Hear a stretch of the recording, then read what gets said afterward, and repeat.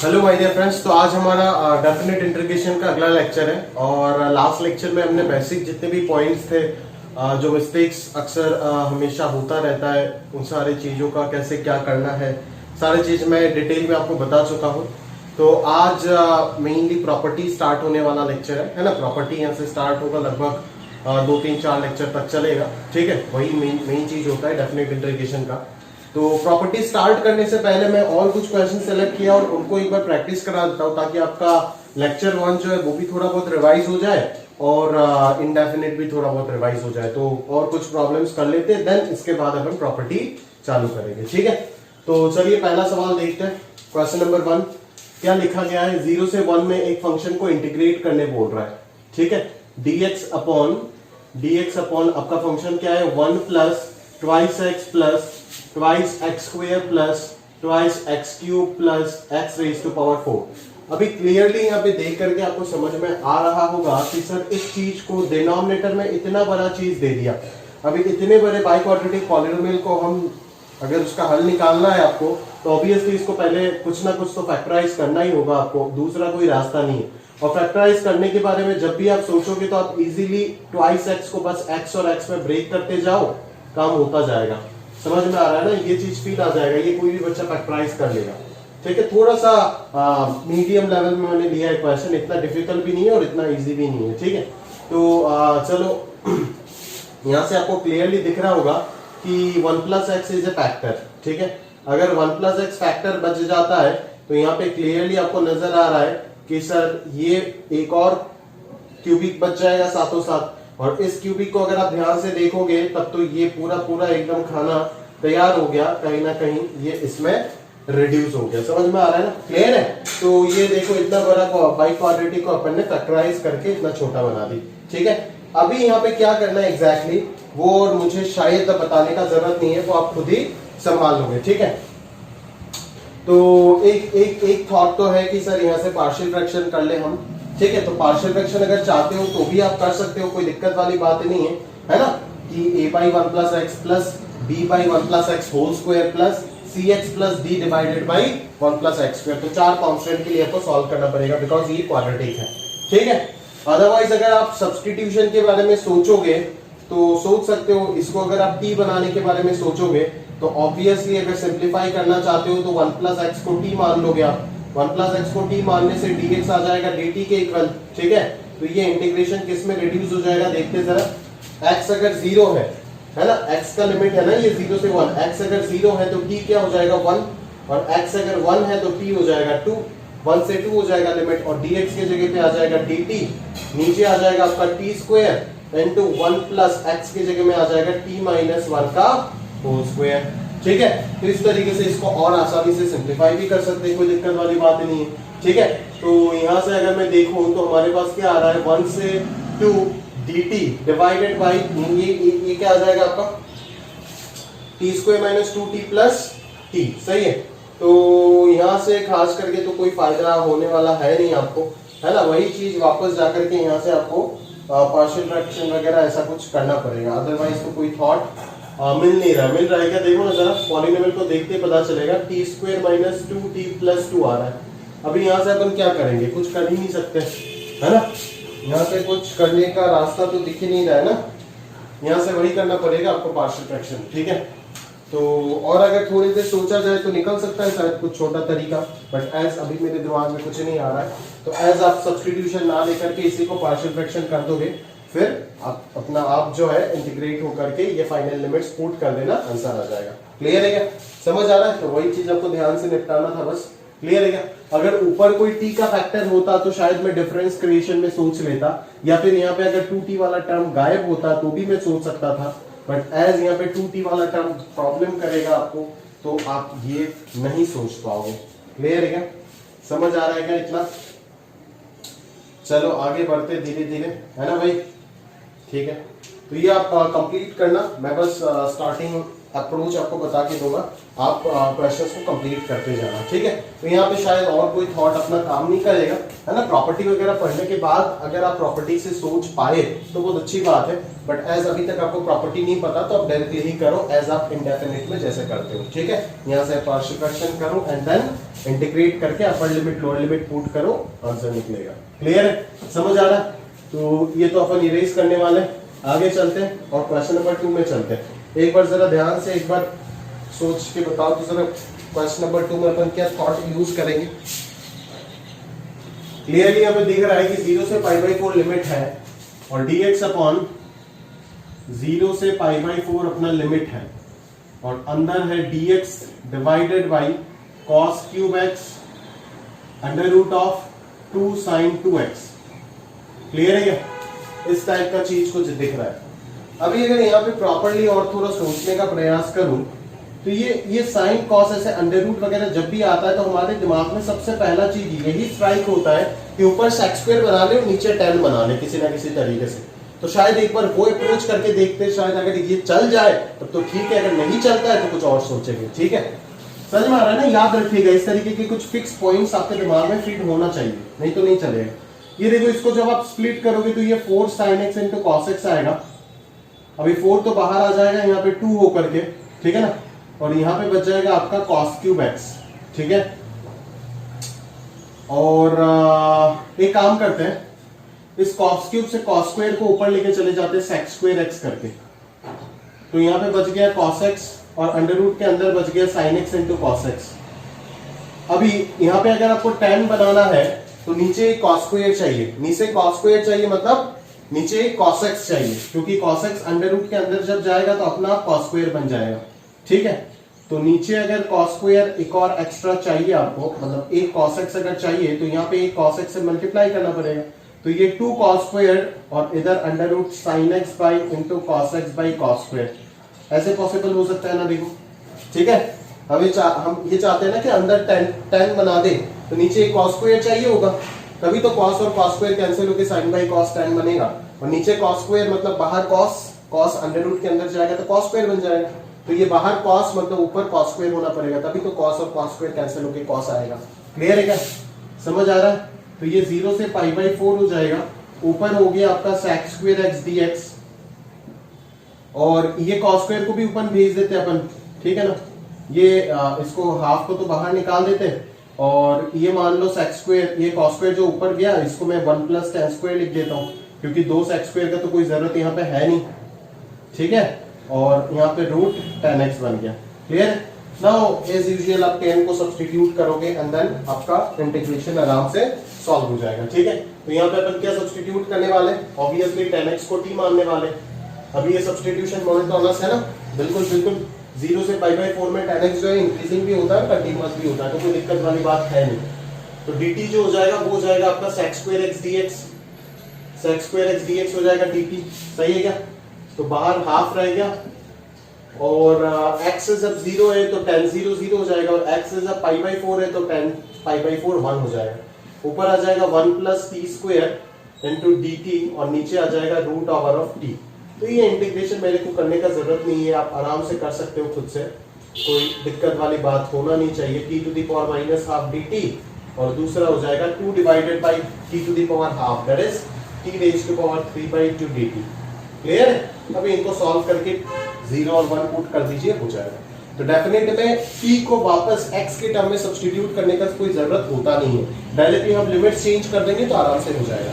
But board exam में जब भी आप करोगे तो ये चीज लिख देना जो लिमिट्स आपने चेंज किए, that is when x is equal to 0 t is equal to tan 0 equal to 0, और जब x का वैल्यू π/4 होगा तो t का वैल्यू हो जाएगा tan π/4 दैट इज 1। तो ये चीज प्रोवाइडेड आपकी कॉपी में साइड में होना चाहिए इस सब्स्टिट्यूशन के नीचे। क्लियर है। तभी आपको फुल नंबर नहीं मिलेगा, नहीं तो एग्जामिनर को मौका मिल जाएगा 1-2 नंबर काटने का।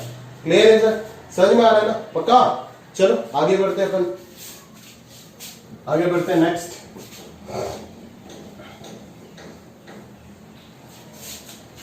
नोट कर लीजिएगा बढ़िया से। हाँ, अगला problem cos x/2 + sin x/2। Again उसी चीज पे आप सोचते रहो, बार बार उसी चीज पे घुमा फिरा के सोचते रहो, अपना आप सवाल जो है वो बनता जाएगा, चिंता मत करो, ठीक है। अभी cos x और cos x by 2 sin x by 2 को देख करके आपको क्या याद आ रहा है? याद आ रहा है ना कि शायद ये दोनों के दोनों सेम एंगल में होता है ना। tan और sec स्क्वायर के बारे में तो आप तब सोचते हैं ना जब एंगल सेम होता, बट यहाँ पे तो पहले एंगल ही सेम नहीं है। एंगल अगर सेम नहीं है तो पहले एंगल सेम करने का काम करते हैं, थोड़ा सा ट्रिग्नोमेट्री इन्वॉल्व है, ठीक है ना। तो cos x जो है इसको हाफ एंगल फॉर्मूला अगर लिखेंगे तो क्या आ जाएगा?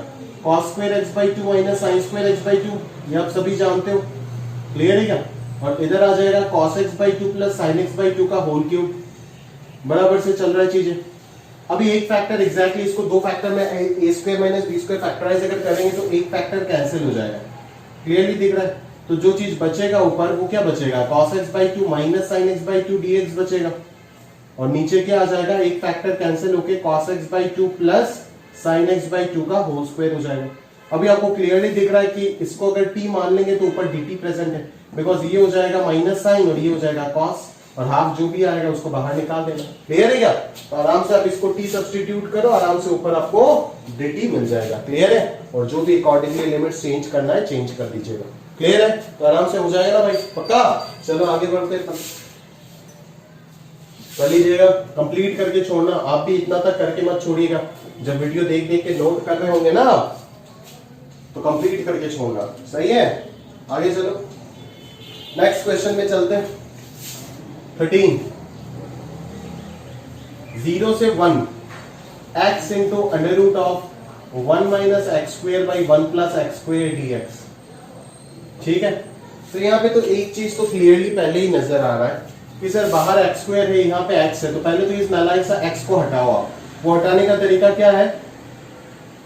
ऑब्वियसली एक्स स्क्वायर को t मान लेंगे तो dt बन जाएगा ट्वाइस एक्स dx, लिमिट्स भी चेंज होगा बट ध्यान से देखे तो सेम ही रहेगा। x से जब 0 है तो t भी 0 ही रहेगा, x से जब 1 है तो t भी 1 ही आएगा, बिकॉज दोनों का स्क्वायर सेम ही होता है, ठीक है ना। तो x dx का वैल्यू हो जाएगा dt अपॉन 2, तो यहाँ पे हाफ बाहर निकाल दिया और dt को रख दिया और अंदर चला गया 1 minus T divided by 1 plus T.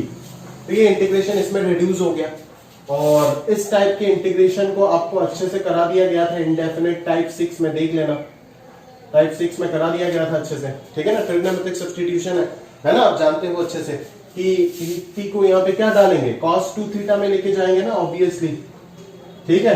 Again लिखो, अगेन लेट 2 बार सब्स्टिट्यूट करना पड़ेगा। t तो कंसीडर कर चुके, तो दूसरा वेरिएबल चलते हैं, है ना। थीटा मान लेते, t को मान लेते cos 2 थीटा, तो dt जो हो जाएगा वो हो जाएगा माइनस 2 sin 2 थीटा, ठीक है। अभी देखो जब t का वैल्यू, ये लिमिट अभी किसका है? t का है ना। जब t का वैल्यू 0 है तो cos 2 थीटा 0 हो जाएगा, तो प्रिंसिपल अगर लेंगे तो 2 थीटा आ जाएगा पाई बाई 2, तो थीटा आ जाएगा पाई बाई 4। और जब t का वैल्यू 1 आ जाएगा, दैट इज cos 2 थीटा 1 होगा, दैट इज 2 थीटा को 0 ले लेते तो थीटा आ जाएगा 0। आप बोलोगे सर पाई बाई 4 से 0 आ गया, ये तो गलत हो गया ना। बिल्कुल गलत नहीं हुआ, बाहर एक माइनस भी आएगा, ये देखो ध्यान रखो, तो ये चेंज हो जाएगा, समझे क्या। तो 1 minus cos 2 theta by 1 plus cos 2 theta, और यहाँ पे minus 2 sin 2 theta d theta आने वाला है, क्लियर है क्या? समझ में आ रहा है क्या? ये माइनस की वजह से ये चेंज कर दो, ये 2 और हाफ गया, तो नेक्स्ट लाइन पे ये लिमिट चेंज हो गया, 0 से पाई बाई 4 हो गया, जो प्रॉपर्टी नंबर 2 है अभी हम देखने वाले, ठीक है। और ये सॉल्व करके ऊपर 2 sin square by 2 cos square, ठीक है, 2 cancel, sin square by cos square will be modulus of tan theta, इसका under root modulus of tan theta हो जाएगा। बट एज हम 0 से पाई बाई 4 में देख रहे हैं तो मॉड्यूलस लेने का कोई जरूरत नहीं है, बिकॉज हम जानते हैं कि 0 से पाई बाई 4 में tan theta is always positive, ठीक है। बट अगर यहाँ पे माइनस पाई बाई 4 से 0 आता तो आपको मॉड्यूलस ऑफ tan थीटा को माइनस tan थीटा लिखना पड़ता, समझ में आ रहा है ना। तो बोर्ड्स में अगर आएगा तो ऐसा ही उल्लू वाला सवाल आएगा, जहां पे कोई दिक्कत होता नहीं है, अंधा बन के अगर आप अंडर रूट tan स्क्वायर को 10 लिख दोगे तो भी आपका आंसर करेक्ट आ जाएगा।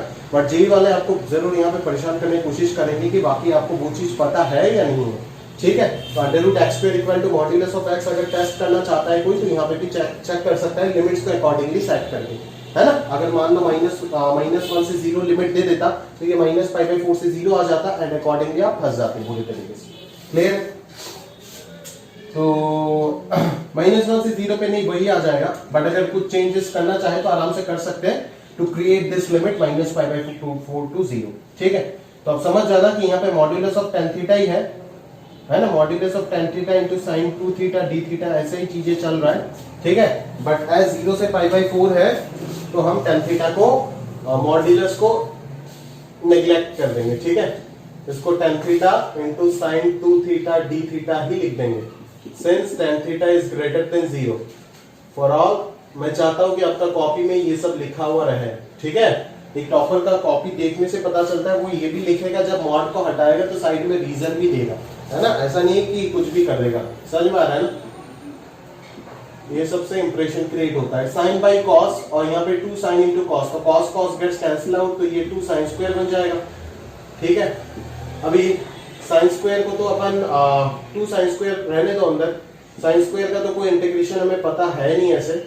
ठीक है, तो अपन यहाँ पे क्या करेंगे, ऑब्वियसली 2 साइन स्क्वायर को 1 माइनस कॉस 2 थीटा लिखेंगे, और 1 माइनस कॉस 2 थीटा का इंटीग्रेशन सभी जानता है, theta minus sine 2 theta upon 2 π/4, और यहाँ पे 0 है, तो अगर पुट करेंगे यहाँ पे π/4 आ गया, और इधर साइन π/2 हो जाएगा, दैट इज 1/2 हो जाएगा, और 0 डालने से तो दोनों ही 0 आएगा। ठीक है, तो आंसर हो जाएगा π/4 माइनस हाफ। क्लियर है, समझ आ रहा है ना। तो इस तरीके से बढ़िया से एकदम फील आना चाहिए सवाल कैसे अपन निपटाएंगे, है ना। जस्ट सब्स्टिट्यूशन आपका स्ट्रॉन्ग कर रहा हूं और कुछ नहीं, है ना, और कोई किसी एप्लीकेशन नहीं है, सेम टू सेम इंडेफिनिट चल रहा है सब कुछ, जस्ट सब्स्टिट्यूशन जो है और लिमिट्स पुटिंग जो है, fundamental theorem of integral calculus का जो एप्लीकेशन है वो आपका स्ट्रॉन्ग हो रहा है, और ऐसा खास कुछ यहाँ पे आपको सीखने को नहीं मिल रहा है, अभी मिलेगा, थोड़ा सा सबर रखो। ठीक है, चलो आगे बढ़ते दोस्त, पॉज करके नोट करते जाइएगा बढ़िया से एकदम। ठीक है, मेरा वीडियो 2 घंटे का हो सकता है, लेकिन आपको देखने में कम से कम 4 घंटा लगना चाहिए। ठीक है, विद प्रॉपर नोट्स वगैरह। ठीक है ना, तो समझ आता है नहीं कि हफ्ते में जो 3 क्लास हो रहा था वो नहीं अपन बैठ के क्लास ही कर रहे हैं। ठीक है, वो प्रॉपर फीलिंग आता है, नहीं तो कहीं पे कोई गड़बड़ लगता है। सही है ना, या तो मैं धोखा दे रहा हूँ, ऑब्वियसली नहीं दे सकता हूँ, आप तो नहीं दे सकते हो। ठीक है, 13 के बाद 14, 0 से π/2, ये सारे शीट्स के क्वेश्चन है, पेज नंबर 4 पे देख लीजिएगा, मिल जाएगा प्रॉपर्टी स्टार्ट होने से पहले। हाँ चलो, तो 14 में देखो क्या है, 0 से π/2, 0 से π/2 dx upon a square cos square x plus b square sine square x whole square. सही है, तो यहां से अपन क्या करें दोस्त, बोल। सबसे पहली बात, वही साइन कॉस दिख गया तो tan और sec के बारे में तो सोचेगा ना, एक ना एक बार तो कम से कम सोचेगा पक्का। तो यहाँ से cos स्क्वायर निकालते, पावर में और 2 है तो cos स्क्वायर अगर निकालेंगे तो ये cos to the power 4x होकर के निकलेगा, और यहाँ पे क्या आ जाएगा, a square plus b square tan square x का होल स्क्वायर। सही है, और ऊपर dx आ जाएगा। तो यहाँ से अगर अपन ध्यान से सोचे तो 0 से π/2, ठीक है ना, ऊपर ये जाएगा तो sec टू दी पावर 4, तो एक sec स्क्वायर को तो हम 1 प्लस tan स्क्वायर लिख देंगे, और दूसरा sec स्क्वायर काम आएगा dt बनने में। ठीक है, और नीचे आ गया a square plus b square tan square x का होल स्क्वायर। सही है ना। अभी अगर अपन tan x को t सब्स्टिट्यूट करें तो कुछ ना कुछ होगा, यहाँ पे लग रहा है। लेट tan x बराबर t, then dt will be your sec square x, dt will be your sec square x। तो ये 0 से π/2 हो गया, 1 plus T square into D T आ रहा है इधर, और नीचे आ रहा है a square plus b square into T square whole square. सही है, क्लियर है क्या? चलो आगे बढ़ते भाई। तो यहाँ से हमारे को क्या समझ आ रहा है, फील नहीं आ रहा है। सही बात है क्या, फील नहीं आ रहा है नहीं। अच्छा, लिमिट्स भी तो चेंज होगा, टी में जाएगा ना, ये लिमिट चेंज करना मत भूलना, ये सिलेबस में होता रहता है।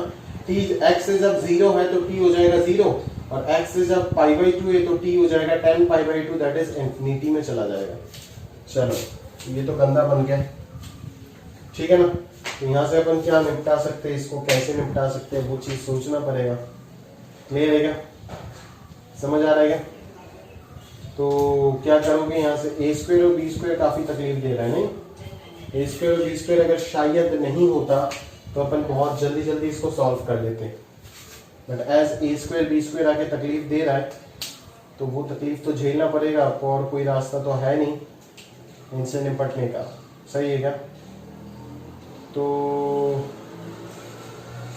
यहाँ से कैसे सोच सकते हैं? ये तो क्वाड्रेटिक अपॉन बाई क्वाड्रेटिक वाला सीन दिख रहा है ना, और जीरो से इन्फिनिटी। यहाँ पे वो सब्स्टिट्यूशन भी नहीं चलेगा। ये सीन में मैंने आपको बोला था कि first do the indefinite then put the limits. Last class में बोल के दिया था कि इस सीन में अगर क्वाड्रेटिक बाई बाई क्वाड्रेटिक में इस फॉर्मेट में अगर आपको वो दिख जाए, वो मतलब डेफिनेट अगर दिख जाए, तो आप पहले इंडेफिनिट सॉल्व करके लिमिट्स पुट करो, ठीक है। बट इस इंडेफिनिट को भी अपन कैसे सॉल्व करेंगे, यही मेरे दिमाग में नहीं आ रहा है। अगर आप हेल्प कर सकते हो तो कर दो या थोड़ा। तो A square plus B square T square का whole square into D T, सही है क्या? तो यहां से अपन क्या कर सकते हैं, टी स्क्वायर से डिवाइड करें, टी स्क्वायर से डिवाइड करें तो अंदर मुश्किल वाला सीन आ रहा है, नहीं इतना आसान तो नहीं होने वाला।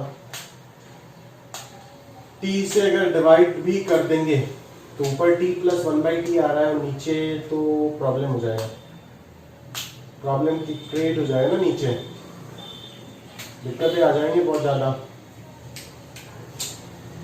क्लियर है क्या? तो अपन जने क्या कर सकते हैं यहाँ पे, और कोई रास्ता तो हमें दिख नहीं रहा है, समझ आ रहा है क्या? 1/x सब्स्टिट्यूट करके भी कोई फायदा नहीं होगा। टी को अगर 1/x सब्स्टिट्यूट कर दिया तो कोई फायदा होगा क्या? नहीं होगा, सेम रहेगा। तो यहां से निपटने का तो कोई रास्ता नहीं। ऊपर अगर टी डालते, नीचे अगर टी डालते हैं, तो नीचे अगर टी डालते हैं तो ये तो रूट में अंदर जाएगा, इफेक्टिव नहीं होगा, बात नहीं बनेगा ना। A square plus B square T square whole square, और ऊपर है 1 प्लस टी स्क्वायर। फील नहीं आ रहा है। चल बाद में देखेंगे इसको, समझ बर्बाद करके फायदा नहीं, आगे बढ़ते हैं, बाद में देख लेंगे, पहले जितना लिखा हुआ उतना कर लेते हैं। cos इनवर्स x का होल स्क्वायर अगला है, 0 से 1 में इंटीग्रेट करने को बोला है, और इधर पूछ रहा है cos इनवर्स x का होल स्क्वायर dx। सही है, cos इनवर्स x का होल स्क्वायर dx। तो cos इनवर्स x का होल स्क्वायर dx अगर है तो पहले ही आप बाई पार्ट ना करके सब्स्टिट्यूट करो थोड़ा, तो शायद कुछ ना कुछ हो जाए, कोई फायदा हो शायद, क्योंकि बाई पार्ट लगाएंगे तो ये गंदा ही होता जाएगा ना। ऊपर में स्क्वायर भी है एक और, तो cos इनवर्स x को अपन t मान लेते हैं, और ये cos इनवर्स x से 0 से 1 में डिक्रीजिंग भी होता है, डिक्रीजिंग भी होता है, और अपना वो क्या बोलते हैं कंटिन्यूअस भी होता है, तो कोई दिक्कत वाली बात तो ऐसा है नहीं। तो dt आ जाएगा -1 divided by √1 minus x square into dx। तो ये -1 डिवाइडेड बाई x की जगह में cos t डालेंगे तो 1 minus cos square become sin square, तो ये 1 बाई sin t dx आ जाएगा। तो dx हो जाएगा minus of sin t dt, minus of sin t dt। सही है क्या? तो यहां से ये आ जाएगा t स्क्वायर, सही है, और dx हो जाएगा minus sin t dt, minus of sin t dt। Limit क्या होगा, cos inverse 0 will be, cos inverse का ग्राफ क्या होता है, ऐसे डिक्रीज होता है ना, cos inverse 0 will be π/2, and what is cos inverse 1, cos inverse यार cos इनवर्स 1 0 हो जाएगा, हाँ cos इनवर्स 1 तो 0 हो जाएगा। चलो है ना भाई, ठीक है। तो ये माइनस की वजह से ये लिमिट्स चेंज होके 0 से π/2 हो जाएगा, और यहाँ पे t square sin t dt आ रहा है। सही है क्या? अभी अपन बाई पार्ट लगा सकते हैं ना भाई, अभी तो बाई पार्ट लगाने में कोई दिक्कत वाली बात है नहीं मेरे ख्याल से, ठीक है ना। इसको फर्स्ट फंक्शन कंसीडर करो, इसको सेकंड फंक्शन, दोनों का इंटीग्रेशन आसान है, बट डेरिवेटिव इसका आसान है। इसको अगर सेकंड फंक्शन मान लेंगे तो इसको इंटीग्रेट करते t क्यूब बनेगा, फिर इंटीग्रेट करोगे t टू द पावर 4 बनेगा। तो बेटर है डिग्री रिड्यूस करो ना कि इंक्रीज करें, सोचना कि कैसे मैं सेलेक्ट कर रहा हूँ, ठीक है। तो बाई पार्ट अगर लगाएंगे तो ये T square into cos T, sine T का इंटीग्रेशन माइनस कॉस टी, और लिमिट्स पुट कर दो pi by two 0 minus integration 0 से pi by two, first function का derivative twice T, second function का इंटीग्रेशन माइनस कॉस टी, तो ये plus बन जाएगा और यहाँ पे डी टी आएगा साथ साथ, सही है क्या। तो यहाँ पे अगर पाई बाई टू डाल देंगे अपन तो ये तो कॉस पाई बाई टू की वजह से ऐसे ही 0 हो जाएगा, और 0 डालेंगे तो भी 0 हो जाएगा टी के वजह से, ठीक है। तो ये तो पूरा पूरा ओवरऑल वैनिश हो गया, तो बचा सिर्फ ये इंटीग्रेशन, नहीं तो 2 बाहर आ गया, 2 बाहर आ गया, वापस बाई पार्ट लगा देते, इसको फर्स्ट फंक्शन इसको सेकंड फंक्शन मान के, तो ये हो जाएगा टी इंटू कॉस टी का integration sine t, power pi by two upper limit और लोअर लिमिट 0 माइनस 0 से पाई बाई टू, ठीक है ना।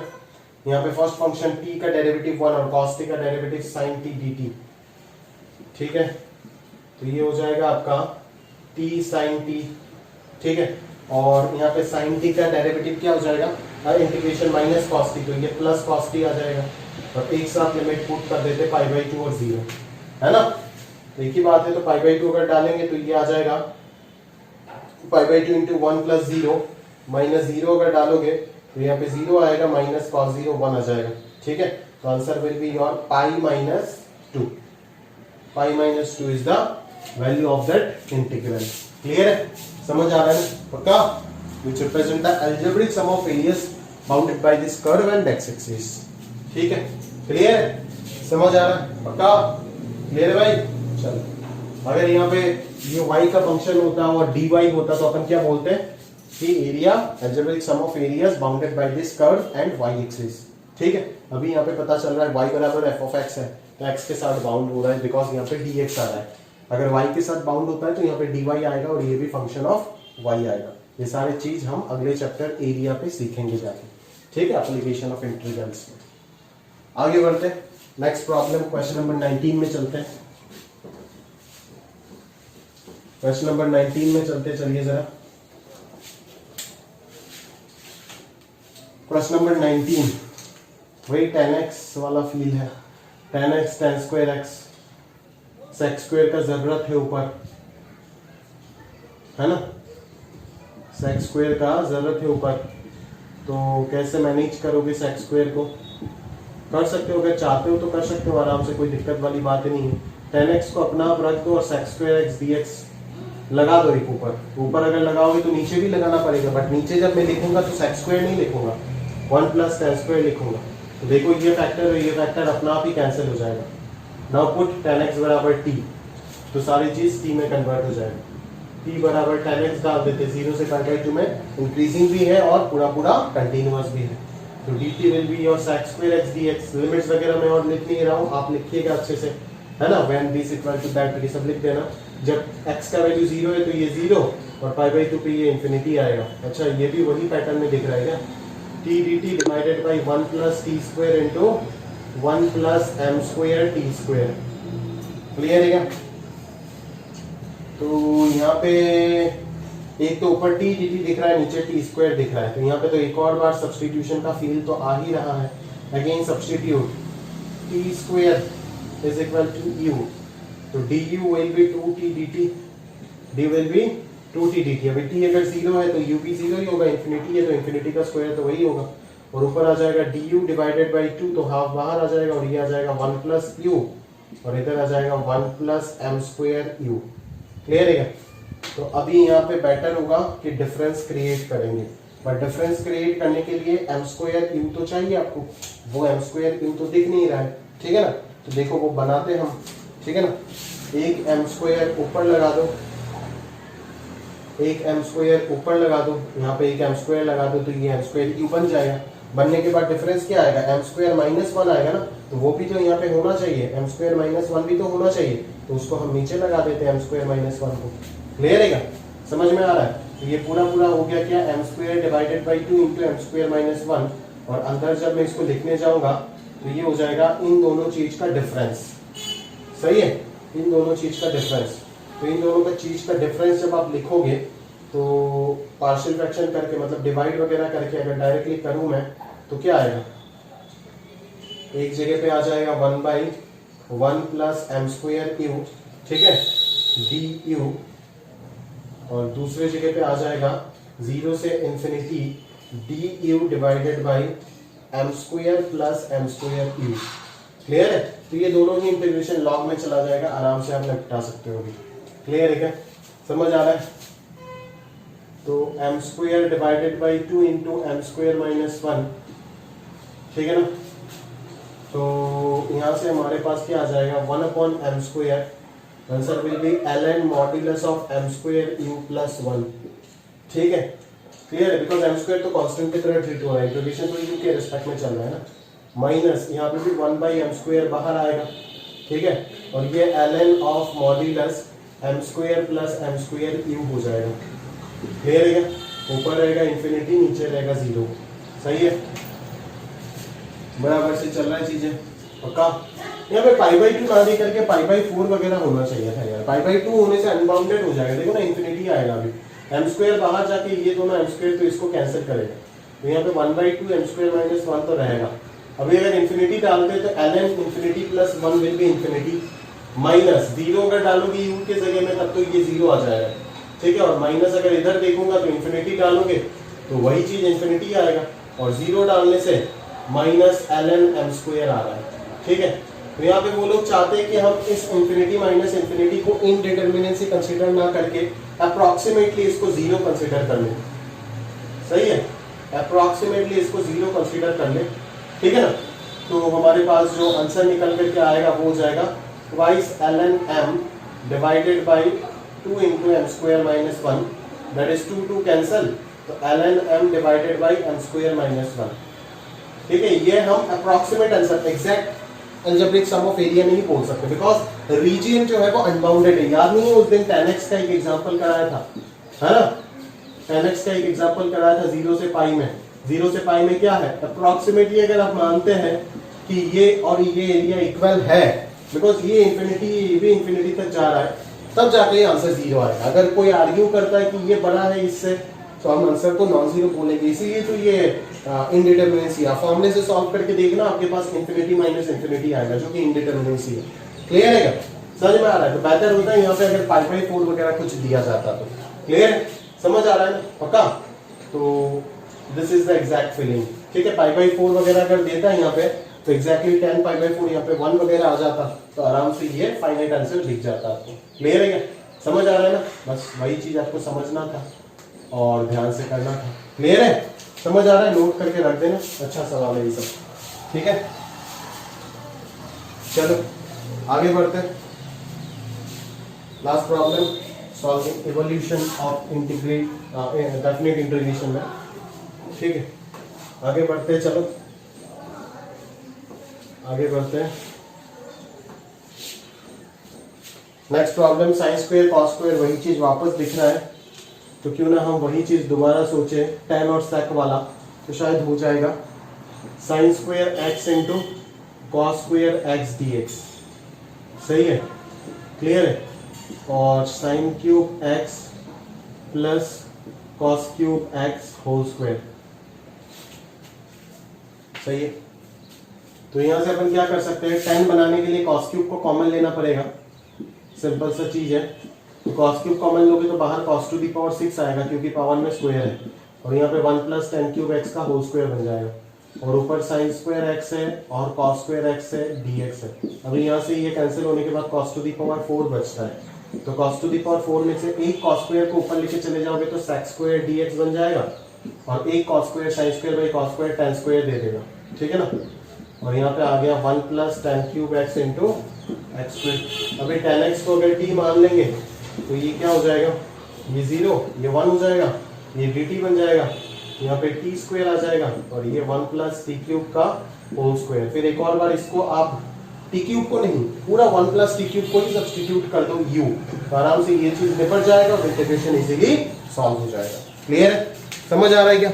चलो आगे बढ़ते हैं और अगले प्रॉब्लम्स को और अच्छे से समझने का प्रयास करते हैं। क्लियर है क्या? चलो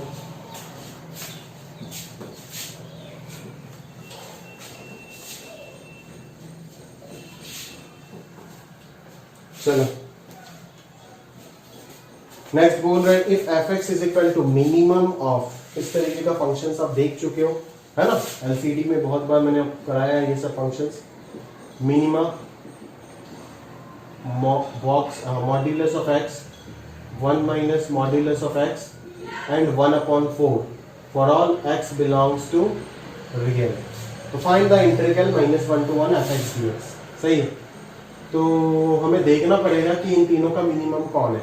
ठीक है, तो उसके लिए हमें ग्राफ का मदद लेना पड़ेगा। ठीक है ना, this is your mod x, this is your y बराबर मॉड एक्स। ठीक है, अभी मॉड एक्स को अगर माइनस मॉड एक्स, अभी मॉड एक्स से मैं 1 माइनस मॉड एक्स कैसे बनाऊंगा, पहले मॉड एक्स से माइनस मॉड एक्स बनाऊंगा और फिर उसमें 1 ऐड कर दूंगा तो 1 माइनस मॉड एक्स बन जाएगा। तो मॉड एक्स से माइनस मॉड एक्स ठीक उल्टा बनेगा और +1 कर दोगे तो ये ऐसे आ जाएगा ना। क्लियर है, समझ में आ रहा है। तो पक्का पता ही चल रहा है कि ये पॉइंट है -½ और ये पॉइंट है ½ बिकॉज दोनों को सॉल्व करोगे तो वही आएगा, twice mod x equal to 1 that is x equal to ±½ ठीक है, जो कि ये दोनों पॉइंट है। और 1/4 ये पॉइंट कौन सा हो जाएगा, ये पॉइंट 1 हो जाएगा। ये ½ पे क्या देगा, ½ ही देगा, है ना। तो ये ½ हो गया, ये 1 हो गया। तो 1/4 जो होगा वो ½ से नीचे होगा। ½ से नीचे अगर होता है तो उसका ग्राफ हो जाएगा कुछ इस तरीके से। ठीक है, तो मिनिमम वाला ग्राफ कौन सा है, देखो ये रेड से बना देते हैं। तो देखो मिनिमम कौन सा है ना। अभी ये दोनों पॉइंट के बारे में भी जज करना पड़ेगा हमें। That is 1 minus mod x equal to 1/4 को भी सॉल्व करना पड़ेगा। तो मॉड एक्स आ गया 3/4, एक्स विल बी और ±3/4। तो ये पॉइंट हो जाएगा 3/4 और ये पॉइंट हो जाएगा -3/4। तो मिनिमा कौन होगा देख लो, है ना। -3/4 तक तो तीनों में से यही ग्राफ मिनिमम है। इसके बाद ये मिनिमम है, इसके बाद ये मिनिमम है, इसके बाद ये मिनिमम है, इसके बाद ये मिनिमम है, इसके बाद ये मिनिमम। समझ में आ रहा है क्या, क्लियर है। तो हमें तो इंटीग्रेट करना है -1 से 1 पे ना। तो ये ग्राफ, ये पॉइंट है -1 और ये पॉइंट है 1, ठीक है ना। ये पॉइंट है -1, ये पॉइंट है 1। ये सब क्वेश्चन बोर्ड्स में भी आ सकता है, जेई पे भी आ सकता है। बोर्ड्स में इतना चांसेस नहीं है बट मेंस वगैरह में तो आ ही सकता है। ठीक है, तो -1 से 1 आप डायरेक्टली इंटीग्रेट नहीं कर पाओगे क्योंकि -1 के अंदर बहुत सब इंटरवल्स बना हुआ है। एफएक्स जो है वो अलग अलग इंटरवल में अलग अलग है, इसीलिए आपको जज करना पड़ रहा है प्रॉपर्ली। तो -1 से -3/4 में सबसे पहले देखो -1 पे अलग से आप फंक्शन को डिफाइन करके भी लिख सकते हो, कर्ली ब्रैकेट दे करके, इस इंटरवल में ये है, इस इंटरवल में ये है। बट एज मेरे को चलो लिख ही देता हूँ यार, ये आप समझ जाना, लिख ही देता हूँ। ठीक है, पहले तो देखो मिनिमम दिस फंक्शन, ये फंक्शन को हम लिख रहे हैं, है ना। मिनिमम -½ तक कौन है, x -½ के लिए फंक्शन कौन है, 1 माइनस मॉड एक्स है। और x अगर -½ से छोटा है दैट इज नेगेटिव है, तो ये 1 माइनस x हो जाएगा, दैट इज 1 + x हो जाएगा। क्लियर है। फिर -½ तक नहीं है, -3/4 तक। फिर -3/4 से -½ तक देख लो। -3/4 से -½ तक देख लो क्या है। अरे यार ये तो 1/4 हो जाएगा ना, ये पॉइंट तो 1/4 होगा। और ½ कौन सा पॉइंट होगा, ये पॉइंट ½ होगा। तो ½ तो कुछ नहीं होगा, ये 1/4 तक जाएगा, है ना। -3/4 से 1/4 तक कौन हो जाएगा, ब्लू वाला हो जाएगा ना, दैट इज 1/4 हो जाएगा। ठीक है, फिर सॉरी ये -1/4 तक होगा। फिर -1/4 से 0 तक कौन हो जाएगा, -1/4 से इनफैक्ट 1/4 तक ही सेम ही ग्राफ है, बट एज ये मॉड एक्स है तो 0 के इधर उधर चेंज होगा ना। तो -1/4 से 0 तक -x हो जाएगा और 0 से 1/4 तक ये x हो जाएगा। क्लियर है क्या। फिर 1/4 से 3/4 तक कौन है, अगेन 1/4 से 3/4 तक एंड x ग्रेटर देन 3/4। तो यहाँ पे वो कौन है, ब्लू वाला 1/4 और यहाँ पे हो जाएगा 1 माइनस मॉड एक्स। अभी x तो पॉजिटिव है तो ये 1 - x ही होगा। तो this is the complete definition. ठीक है, तो -1 से -3/4 तक हम 1 + x को इंटीग्रेट करेंगे। फिर -3/4 से ब्रेक करना पड़ेगा और कुछ नहीं। ठीक है, हम 1/4 dx को इंटीग्रेट करेंगे। फिर -1/4 से 0 तक हम -x dx को इंटीग्रेट करेंगे। फिर 0 से 1/4 तक हम x dx को इंटीग्रेट करेंगे। फिर 1/4 से 3/4 तक हम 1/4 dx को इंटीग्रेट करेंगे एंड देन 3/4 से इंफिनिटी तक नहीं जाना है, 1 तक बोला है ना, -1 से 1 तक बोला है, तो 1 तक हम किसको इंटीग्रेट करेंगे, 1 - x dx को इंटीग्रेट करेंगे। बस यही हो जाएगा इस इंटीग्रल का पूरा वैल्यू। ये 6 अलग अलग इंटीग्रल कैलकुलेट कर लो, सिंपल सिंपल है, 1 मिनट के अंदर हो जाएगा, तो आराम से निकल के आ जाएगा। क्लियर, समझ आ रहा है? तो अगर कोई इस टाइप का क्वेश्चन हमारे पास आता है, ठीक है, तो इस तरीके से हम इसको डील करेंगे। ठीक है, तो इस तरह का प्रॉब्लम पहले भी मैं आपको करा चुका हूँ, फर्स्ट पार्ट तो पहले भी करा चुका हूँ, ऐसा नहीं कि पहली बार आप देख रहे हो। फर्स्ट पार्ट जो है वो एलसीडी में भी आपको करा चुका हूँ, ठीक है, और अभी बस इंटीग्रेशन का एप्लीकेशन हो रहा है और कुछ। क्लियर, समझ आ रहा? चलो आगे बढ़ते हैं नंबर 3 के साथ। नोट कर लीजिएगा और फाइनल आंसर निकाल के छोड़ना। क्लियर, समझ आ रहा? बिना फाइनल आंसर निकाले और ये सब एफएक्स वगैरह कंप्लीटली डिफाइन करके अच्छे से लिखना कॉपी में। सही है, चलो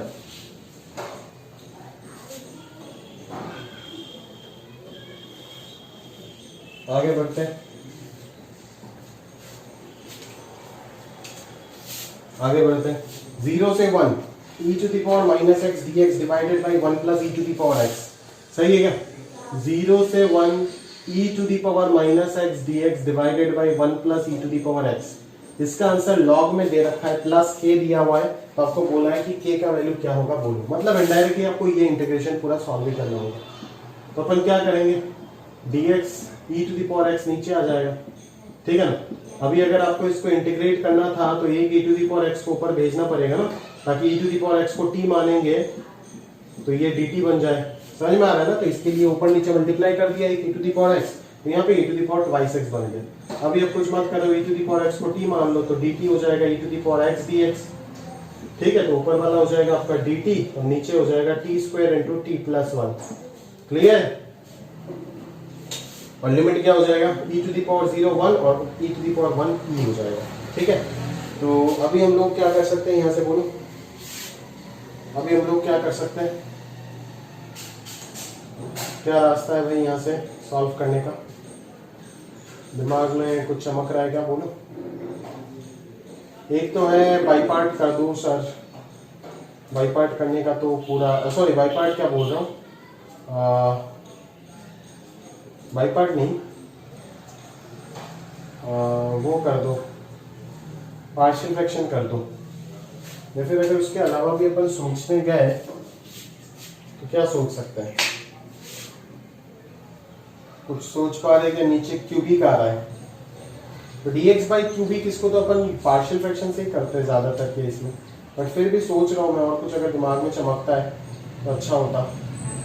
यहाँ पे सब्स्टिट्यूशन यूज करके t+1 को u मान के भी कोई फायदा नहीं, ये गंदा हो जाएगा, ये गंदा होगा तो और लफड़ा और प्रॉब्लम हो जाएगा, है ना। t के अंदर u-1 आ जाएगा ना, जो कि और प्रॉब्लमेटिक हो जाएगा। समझ में आ रहा है क्या? प्रॉब्लमेटिक होगा क्या बोलते हो? फायदे का होगा या प्रॉब्लमेटिक होगा? u × u-1 होल स्क्वायर फायदे का हो सकता है। चलो देखते हैं। Let t+1 equal to u, तो dt तो du के इक्वल हो जाएगा, तो इंटीग्रेशन किस में कन्वर्ट हो गया, t अगर 1 है तो u हो जाएगा 2 और ये हो जाएगा e+1, तो ऊपर वाला आ जाएगा du और नीचे आ जाएगा t+1 को u रख दो और इसको u-1 का होल स्क्वायर। फायदा हो गया क्योंकि इन दोनों का डिफरेंस 1 आ गया ना, फायदा हो गया। समझ में आ रहा है ना? इसीलिए बोल रहा हूँ ये गणित है, पेन चला के देखना पड़ेगा, देख देख के कुछ पता नहीं चलेगा। समझ में आ रहा है ना? क्लियर है? तो एक तो हो गया आपका du divided by u-1 whole square, और दूसरा हो जाएगा 2 से e+1 du divided by u × u-1। Again वही चीज, इन दोनों का डिफरेंस ऊपर क्रिएट करो, सॉल्व करो, पूरा पूरा आंसर लॉग में लेके जाओ। ठीक है, आपको के पता चल जाएगा क्या होगा। क्लियर है? बढ़िया से कर लेना और फाइनल आंसर निकाल करके मेरे को इन्फॉर्म करना। क्लियर है? Next problem, again a good problem for JEE mains type of exam. JEE mains, KVPY वगैरह में ये सब पूछ सकता है आपको, ठीक है, बट एडवांस में चांस कम है। अगर इजी कैटेगरी में कोई सवाल डालना है, जो वो डालते नहीं इंटीग्रेशन से कभी इतना लल्लू सवाल, ज्यादातर तो लेबनीज से पूछते हैं, बट फिर भी अगर ये सब डालना है तो डाल सकते, कोई दिक्कत वाली बात नहीं। ये आंसर फाइनल आंसर निकाल के छोड़ना, मैंने प्रोसीजर पूरा बता दी। डिफरेंस क्रिएशन, 2 बार सब्स्टिट्यूशन यूज हो रहा है, ठीक है। यहाँ पे बोल रहा है a continuous real function F satisfies the property, एक फंक्शनल रूल दिया गया है एफ ऑफ 2x बराबर 3fx और 0 से 1 fx dx भी 1 दिया हुआ है, तो आपको निकालना है 1 से 2 fx dx, ठीक है। ठीक है, अगर आपको 1 से 2 fx dx निकालना है तो आप समझ लो fx का वैल्यू हम यहां से सब्स्टिट्यूट कर सकते हैं ना, f of twice x divided by 3 dx equal to 1, बिल्कुल ये 1/3 बाहर जाएगा और उधर मल्टीप्लाई होकर के 3 हो जाएगा। बट इस ट्वाइस x को मैं ट्वाइस x नहीं रखूंगा, इसको t पे कन्वर्ट कर देता हूं, ठीक है ना, t पे कन्वर्ट कर देता हूं, तो अगर ये t हो जाता है तो dt हो जाएगा 2dx, ठीक है ना। मेरे दिमाग में वही चीज काम कर रहा था कि 0 से 1 से मैं लिमिट को 0 से 2 बना दूंगा, फिर इसको प्रॉपर्टी लगा के ब्रेक कर दूंगा 0 से 1 और 1 से 2, तो 1 से 2 मेरे पास आ जाएगा। दूसरा तो और कोई रास्ता नहीं होगा ना 1 से 2 जाने का, दूसरा रास्ता होगा कि x को t प्लस 1 को t सब्स्टिट्यूट कर दो, तो x प्लस 1 को अगर t सब्स्टिट्यूट, दो रास्ता है 1 से 2 जाने में, दो रास्ता है 2 तक अगर पहुंचना है, तो x को अगर आप x प्लस 1 को अगर t सब्स्टिट्यूट करते हो तो भी 0 रखने से 1 आएगा और 1 रखने से 2 आएगा, 1 से 2 मिल जाएगा लिमिट। बट प्रॉब्लम क्या होगा कि यहाँ पे आ जाएगा f ऑफ t माइनस 1, उसको क्या करोगे, उसको कुछ कर नहीं पाओगे, इसीलिए वो कैंसिल करो, ठीक है। तो यहाँ पे f ऑफ 2x का फंडा दिया हुआ है, इसीलिए f ऑफ 2x को यूज करें, क्लियर है। तो 2x को सब्स्टिट्यूट करेंगे तो dt 2dx बन जाएगा, तो ये f ऑफ t और dt बाई 2 आ जाएगा, जो कि हाफ बाहर आएगा, और यहाँ पे तो 3 आ चुका है, क्लियर है ना। और लिमिट चेंज करो, लिमिट बन जाएगा 0 से 2, तो यहाँ पे 0 से 2 ft dt आ गया 6, तो 0 से 2 ft dt को मैं 0 से 2 fx dx भी बोल सकते हैं, ठीक है ना। डेफिनेट इंटीग्रेशन में आप वेरिएबल किसी भी वक्त चेंज कर सकते हो, कोई दिक्कत नहीं, बिकॉज मान लो इसका आंसर भी gx हो रहा है, तो इधर भी answer g of 2 minus g of 0 आएगा, और इसका इंटीग्रेशन भी अगर g ऑफ t है तो लिमिट पुट करने के बाद g of 2 minus g of 0 ही तो आएगा ना, तो वेरिएबल कोई इफेक्ट नहीं डालता है। वही आपका प्रॉपर्टी नंबर 1 है जो हम अभी देखने वाले हैं, क्लियर है क्या, समझ आ रहा है। तो यहाँ से अपन क्या करेंगे, इसको ब्रेक कर देंगे 0 से 1 fx dx प्लस 1 से 2 fx dx में, सही है, और इक्वल टू क्या आ जाएगा 6। अभी इस चीज का वैल्यू आपको ऑलरेडी 1 दिया हुआ है, तो इसका वैल्यू कितना हो जाएगा 5 हो जाएगा, क्लियर है, समझ आ रहा है, बढ़िया से समझ गए होंगे, ठीक है। तो ये आपका basic definite integration part over हो गया है ना। अभी जो है हम डायरेक्टली प्रॉपर्टी में जाएंगे, क्लियर। अच्छा, यहाँ पे एक और प्रॉब्लम बाकी है, इसको मैं थोड़ी देर सोच लेता हूँ, सोच के प्रॉपर्टी के साथ एक बार कर दूंगा, ये प्रॉब्लम बाकी है ना, बाकी तो सब कर दिए, ठीक है। तो चलो बढ़िया से कर लो, और जो समझ नहीं आता है साथों साथ समय समय पे पूछ लेना, पेंडिंग मत रखो, क्योंकि अभी एक्सट्रीम टाइम चल रहा है आपका जिंदगी का, ठीक है, और मौका आपको नहीं मिलेगा, ये आखिरी मौका है। चलो देख लो, तो चलिए अभी स्टार्ट करते हैं हमारा अगला पोर्शन प्रॉपर्टी। उससे पहले मैं ये सवाल एक बार बताता हूँ आपको, तो ये वही है, वही सब्सटीट्यूशन से ही करोगे कॉस और साइन बना करके। तो चलिए जरा ध्यान से देखते हैं कि कैसे अपन निपटाएंगे इसको। थोड़ी देर अगर और सोचते उस वक्त तो मिल जाता। तो 0 से π/2 वही चीज किए थे, पहले कॉस स्क्वायर को कॉमन लेकर के आए थे और फिर ऊपर लेकर के गए थे, नहीं तो ये बन गया था 1 + tan स्क्वायर, एक सेक्स स्क्वायर बन गया और दूसरा सेक्स स्क्वायर को हम साथ में रख दिया था, ठीक है ना। और नीचे यहाँ पे क्या आ गया था, नीचे आ गया था a² + b² tan स्क्वायर का whole square, a² + b² tan square x का होल स्क्वायर, क्लियर। ये सेम क्रिएट हो गया था। चलो तो अभी हम tan x को t सब्सटीट्यूट कर देंगे, तो ये बन जाएगा dt और ये बन जाएगा tan 0 से इंफिनिटी तक, ठीक है। तो ये आ गया आपका a² + b² t स्क्वायर का होल स्क्वायर, ऊपर है 1 + t² इंटू dt, क्लियर। अभी इस इंटीग्रेशन को कैसे सॉल्व करेंगे वही हमारा मुद्दे का बात है, ठीक है ना।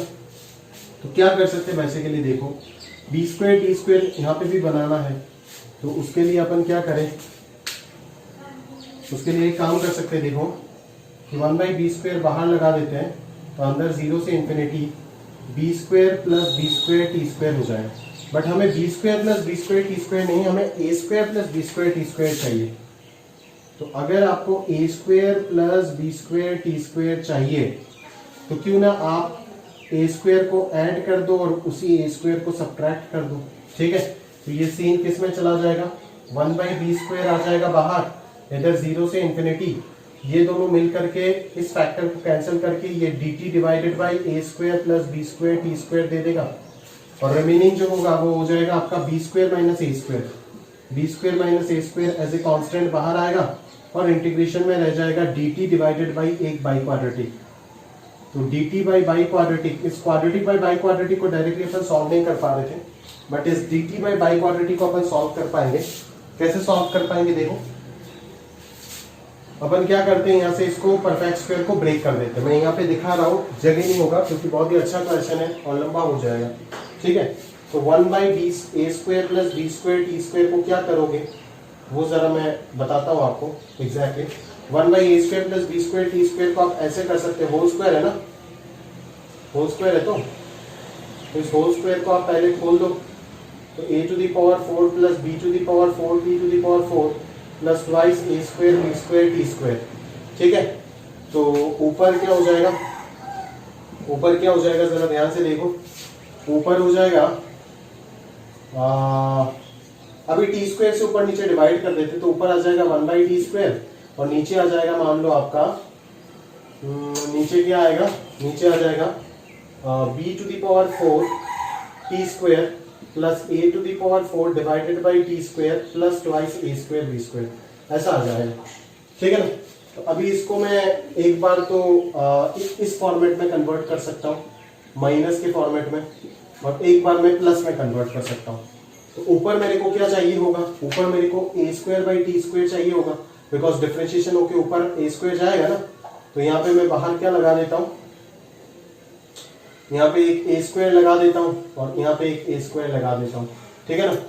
तो ये अगर हम करते हैं तो a square by T square आ जाएगा, ठीक है। साथ में ट्वाइस कर देते हैं क्योंकि इसको दो फैक्टर में ब्रेक करेंगे ना, नीचे अगर माइनस बनाएंगे तो ऊपर प्लस हो जाएगा, है ना। याद है ना वो वाला पैटर्न टाइप 5 देख लेना, ठीक है। उसी के अकॉर्डिंग सॉल्व कर रहे हैं, क्वाड्रेटिक बाई क्वाड्रेटिक। और फिर यहाँ पे एक बी स्क्वायर, यहाँ पे बचता क्या है, और डिफरेंशिएशन अगर इसका होता है तो बी स्क्वायर बचेगा, तो एक बी स्क्वायर एडिशन में एक सब्ट्रैक्शन में लगा देंगे, ठीक है। तो ये इंटीग्रेशन जो कन्वर्ट होगा, है ना, इतना सा सिंप्लीफिकेशन है इसका, समझे क्या, जो इंटीग्रेशन के अंदर ही आप कर सकते हो और अगर चाहो तो बाहर भी कर सकते हो, कोई दिक्कत नहीं।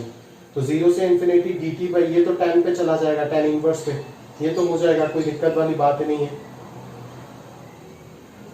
इधर ये ट्वाइस ए स्क्वायर बाहर आएगा, ठीक है।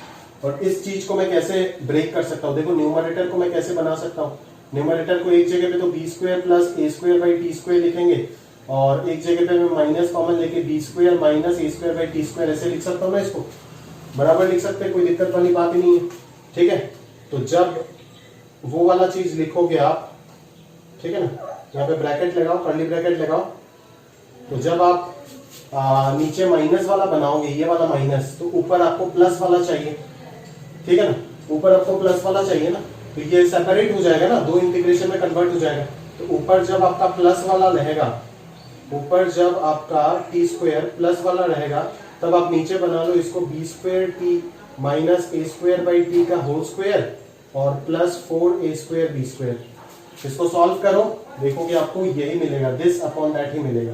क्लियर है क्या, समझ आ रहा है ना, पक्की बात। चलो, और रिमेनिंग ये तो हो गया आपका 0 से इंफिनिटी, और रिमेनिंग एक और इंटीग्रेशन आएगा माइनस में, माइनस 0 से इंफिनिटी।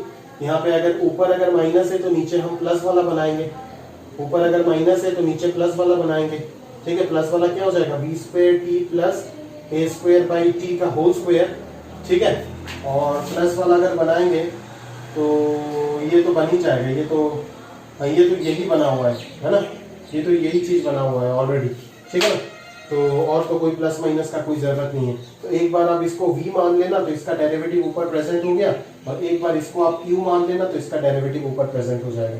क्लियर है, फिर अकॉर्डिंगली आप सॉल्व करके फाइनली 0 से इंफिनिटी लिमिट पुट कर देंगे, है ना। गंदा सवाल है बट अच्छा क्वालिटी सवाल है, वो टाइप 5 को बहुत ही अच्छे से इस जगह पे यूज किया है, ठीक है। तो नोट करके रख देना अकॉर्डिंगली प्रॉपर्ली, ठीक है। 0 से इंफिनिटी लिमिट जब भी होता है ना, मैं यहाँ पे आकर के आपको एक चीज बता के दूंगा कि क्या करना है। जब भी आपको 0 से इंफिनिटी लिमिट दिख जाता है डेफिनेट में, है ना, देन एक चीज और आप ट्रायल कर सकते हो, ये भी बहुत काम का चीज हो जाता है, ये सब इंटीग्रेशन में मैं बताऊंगा, ठीक है ना। x = 1/t is a favourable substitution in case of 0 to infinity. और in such type of limit a to 1/a या फिर 1/a से a, ठीक है ना, 1/a से a या फिर a से 1/a, है ना, एक दूसरे का लिमिट्स में अपर लिमिट लोअर लिमिट अगर एक दूसरे का रेसिप्रोकल होता है तो x equal to 1/t is a favourable substitution. ये आप कर सकते हो आराम से, कोई दिक्कत वाली बात है नहीं। खैर यहाँ पे तो हम किए नहीं, यहाँ पे डायरेक्टली टाइप 5 के अंदाज से ही इसको सॉल्व कर दिए। क्लियर, समझ आ रहा है? तो प्रॉपर्ली अच्छे से ध्यान से ये सब नोट करके रखिए। अच्छा सवाल है ये वाला, है ना, कैलकुलेटिव है। a square cos square plus b square sin square, अगर सिर्फ ये फैक्टर होता तब तो आराम से हो जाता, बट स्क्वायर आकर के इसको गंदा कर दिया तो इसको अपन आराम से इस तरीके से निपटा सकते हैं। क्लियर है? चलो आगे बढ़ते चलो।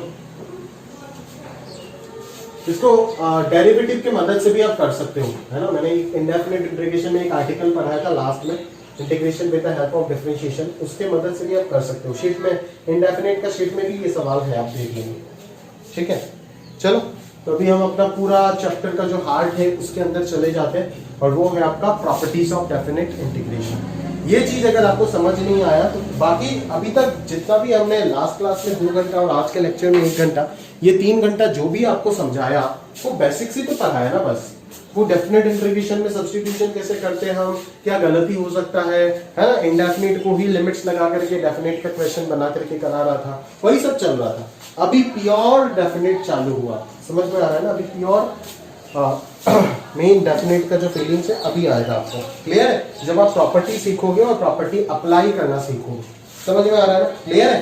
तो टोटल 7 डिफरेंट प्रॉपर्टीज है, वो सारे प्रॉपर्टीज को हम खत्म करेंगे, है ना। अगले 2 लेक्चर और लगेगा, मान लो लेक्चर 4 का एंड तक खत्म हो जाएगा सारे प्रॉपर्टीज। फिर और जो भी पार्ट आएगा, ऐसे लिमिटेड सम तो बोर्ड्स में होता है, बट इस बार को तो बोर्ड से भी हटा दिया वो। फिर लिमिटेड सम आएगा, रिडक्शन फॉर्मूला आएगा, लिबनीज रूल जो सबसे ज्यादा फेमस है और सबसे इंपॉर्टेंट है आईआईटी के पॉइंट ऑफ व्यू से, और लास्ट में एस्टिमेशन ऑफ डेफिनेट इंटीग्रेशन। बस ठीक है, एस्टिमेशन पे तो इस बार भी सवाल आया है, आप देखे होंगे, है ना, 2 दिन पहले पेपर हुआ, आप देखे होंगे। ठीक है, चलो तो और इस बार को बहुत अच्छा एस्टिमेशन के ऊपर सीरीज एक्सपांशन यूज करके एस्टिमेशन का प्रॉब्लम बनाया हुआ है, बहुत ही अच्छा क्वेश्चन था। खैर अपन जब पढ़ेंगे तब बातचीत करेंगे, अभी अपन चलते हैं डायरेक्टली प्रॉपर्टी पे। प्रॉपर्टी नंबर 1 देखो, प्रॉपर्टी नंबर 1 पे ये बोला जा रहा है कि अगर वेरिएबल आप चेंज करोगे तो इंटीग्रेशन में कोई डिफरेंस नहीं आएगा, है ना। वो मतलब आपका इंडिपेंडेंट ऑफ वेरिएबल होता है, ऐसे आप बोल सकते हो। अगर प्रूफ की बात करो तो प्रूफ भी आप कर सकते हो, खास करके ये सब का प्रूफ आता नहीं है, प्रॉपर्टी 4, 5, किंग, क्वीन, जैक, ये सब का ही प्रूफ आता है, बट प्रॉपर्टी 1, 2, 3 ये सब का प्रूफ काफी सिंपल होता है, सभी को पता है, बट फिर भी 1 मार्क का पूछ सकता है अगर कभी कोई पूछना चाहे तो कैसे प्रूफ करेंगे। ऑब्वियसली हम पहले ये मान लेते हैं कि let ddx of any function मान लो gx इज योर fx, ठीक है, बिकॉज यहाँ पे तो fx दिया हुआ है ना, तभी तो integration of fx dx gx होगा ना। Therefore integration of fx dx जो हो जाएगा वो क्या हो जाएगा, gx हो जाएगा, gx प्लस c हो जाएगा, है ना। यहाँ तक तो क्लियर है, समझ में आ रहा है ना। Now therefore integration of a to b fx dx जो होगा वो क्या आ जाएगा, fx का इंटीग्रेशन, जैसे साइन का इंटीग्रेशन माइनस कॉस, fx का इंटीग्रेशन gx प्लस c हमें पता चल गया, तो यहाँ पे gx प्लस c आएगा, ऊपर अपर लिमिट नीचे लोअर लिमिट, तो ये क्या आ जाएगा, g of b plus c minus of g of a plus c आ जाएगा, जिसको हम g of b minus g of a के रूप से भी लिख सकते हैं। क्लियर है ना, समझ में आ रहा है। अगेन देकर के अगर आप सेकंड वाला इंटीग्रल चेक करो वो भी वही चीज आएगा, समझ में आ रहा है ना। इंटीग्रेशन ऑफ a से b ft dt वो क्या आ जाएगा, वो g of t plus c आएगा ऑब्वियसली, ठीक है, अपर limit b lower limit a, तो ये आ जाएगा g of b plus c। Limit put करने के बाद कोई डिफरेंसेस आएगा ही नहीं, आंसर दोनों का सेम आ रहा है। इसीलिए वेरिएबल कुछ भी हो जाए, चाहे यहाँ पे x हो, u हो, p हो, t हो, है ना, अगर इसके साथ ये वेरिएबल मैच हो रहा है तो डायरेक्टली इसको दूसरे वेरिएबल में आप ट्रांसफॉर्म कर सकते हो, उसमें कोई दिक्कत वाली बात नहीं है। तो integration of a to b fx dx is equal to integration of a to b ft dt भी हो सकता है, integration of a to b fu du भी हो सकता है, fv dv भी हो सकता है, कुछ भी लिखना है लिखो, कोई दिक्कत नहीं। समझ में आ रहा है ना, है ना। Definite integration independent of change of variable होता है, ये चीज याद रखना। ये हो गया आपका प्रॉपर्टी नंबर 1, समझ में आ रहा है क्या, क्लियर है। अभी अगर मैं प्रॉपर्टी 2 का बात करूं तो ये भी मैं आपको अप्लाई तो करा ही चुका हूं, है ना, कि अगर मैं एक माइनस साइन लगा देता हूं तो मैं लिमिट्स को इंटरचेंज कर सकता हूं। बिल्कुल सही बात है, कोई दिक्कत वाली बात है नहीं यहाँ पे, यहाँ तक तो यही रहने दो। और अगर मैं ध्यान से देखूं तो जैसे मान लो आप B से A तक कैलकुलेट कर रहे हो, ठीक है ना, मान लो आप B से A तक कैलकुलेट कर रहे हो, वही डेफिनेट इंटीग्रेशन आप B से A तक कैलकुलेट कर रहे हो, तो ये सब क्या आ जाएगा, ft हो जाएगा g of t plus c, ठीक है ना, upper limit a lower limit b, तो ये आ जाएगा g of a plus c minus g of b minus c, तो ये आ जाएगा g of a minus g of b। समझ में आ रहा है ना, तो यहाँ से अगर माइनस साइन कॉमन ले लेते हैं तो ये आ जाएगा g of b minus g of a। Clear है क्या? और इसको अगर मैं 1 बोल देता हूं तो g of b minus g of a को मैं क्या लिख सकता हूं, integration a to b fx dx, है ना, integration b to a ft dt ना लिख करके इसको fx dx ही लिखो, क्योंकि यहाँ पे तो t का कोई सीन नहीं है ना, समझ में आ रहा है ना, तो ये आराम से minus of b to a to b fx dx हो गया। क्लियर है? दैट इज अगर मैं एक माइनस साइन बाहर निकाल देता हूं तो एक बार लिमिट चेंज हो जाएगा, एक और बार माइनस साइन बाहर निकाल दूंगा तो लिमिट सेम हो जाएगा, मतलब दोनों इक्वली हो जाएगा। क्लियर है? समझ में आ रहा है ना? तो प्रॉपर्टी 1 और 2 का इतना खास कोई एप्लीकेशन तो होता नहीं है ना, या फिर क्वेश्चन वगैरह भी इतना कुछ होता ही नहीं किसी बुक या फिर मटेरियल में प्रॉपर्टी 1 2 के ऊपर कोई खास करके क्वेश्चन होता नहीं, बट फिर भी मैं कुछ अच्छे क्वेश्चन पिक किया ताकि प्रॉपर्टी 1 और 2 को और अच्छे से ग्रिप में लाया जाए। ठीक है, बेसिकली क्वेश्चन आपका प्रॉपर्टी 3 से स्टार्ट होता है। क्लियर है? चलो, तो ये प्रॉपर्टी 1 और 2 हर जगह पे यूज होता रहता है, इनके ऊपर खास कोई क्वेश्चन ऐसा कराने का है नहीं, ये दोनों प्रॉपर्टी आप बहुत बार यूज करके आ गए हो ऑलरेडी, अब देख चुके। चलिए फिर भी यहाँ पे कुछ क्वेश्चन हम देख लेते हैं, है ना। चलो, एफ डैश एक्स, अच्छा सवाल है, चलो देखते हैं। एफ डैश एक्स दे रखा है आपको e to the power sine x divided by x, और x यहाँ पे पॉजिटिव दे रखा है। ठीक है, समझ में आ रहा है ना, x अगर पॉजिटिव है तो साइन एक्स भी पॉजिटिव होगा, that is exponential of sine x 1 से बड़ा होगा। ठीक है, अभी हमें इस इंटीग्रेशन का वैल्यू अगर f of k minus f of 1 आता है तो k का वैल्यू क्या होगा निकालना है, तो सारे के सारे फोकस आपको इस इंटीग्रेशन के ऊपर लेकर के जाना पड़ेगा। ठीक है, तो इस इंटीग्रेशन पे अगर लेकर के चलते 1 से 4 2 e to the power sine of x square divided by x into dx। Clear है क्या? समझ आ रहा है मेरी बात? पक्का? चलो, अभी अगर इस साइन x स्क्वायर को, क्योंकि यहाँ पे मेरे को दिख रहा है कि साइन x बाई x यहाँ पे पैटर्न ऐसा है, तो अगर मुझे यहाँ पे x स्क्वायर चाहिए तो इसके साथ यहाँ पे x dx चाहिए होगा। आप समझते ही हो, सब्स्टिट्यूशन अगर करोगे तो x dx आएगा, तो एक x स्क्वायर में क्यों ना यहाँ पे लगा दो, कोई दिक्कत वाली बात तो ऐसा होगा नहीं। फिर x स्क्वायर को t मान लूंगा तो फायदा होगा, ये भी 1 से 2 में चला जाएगा।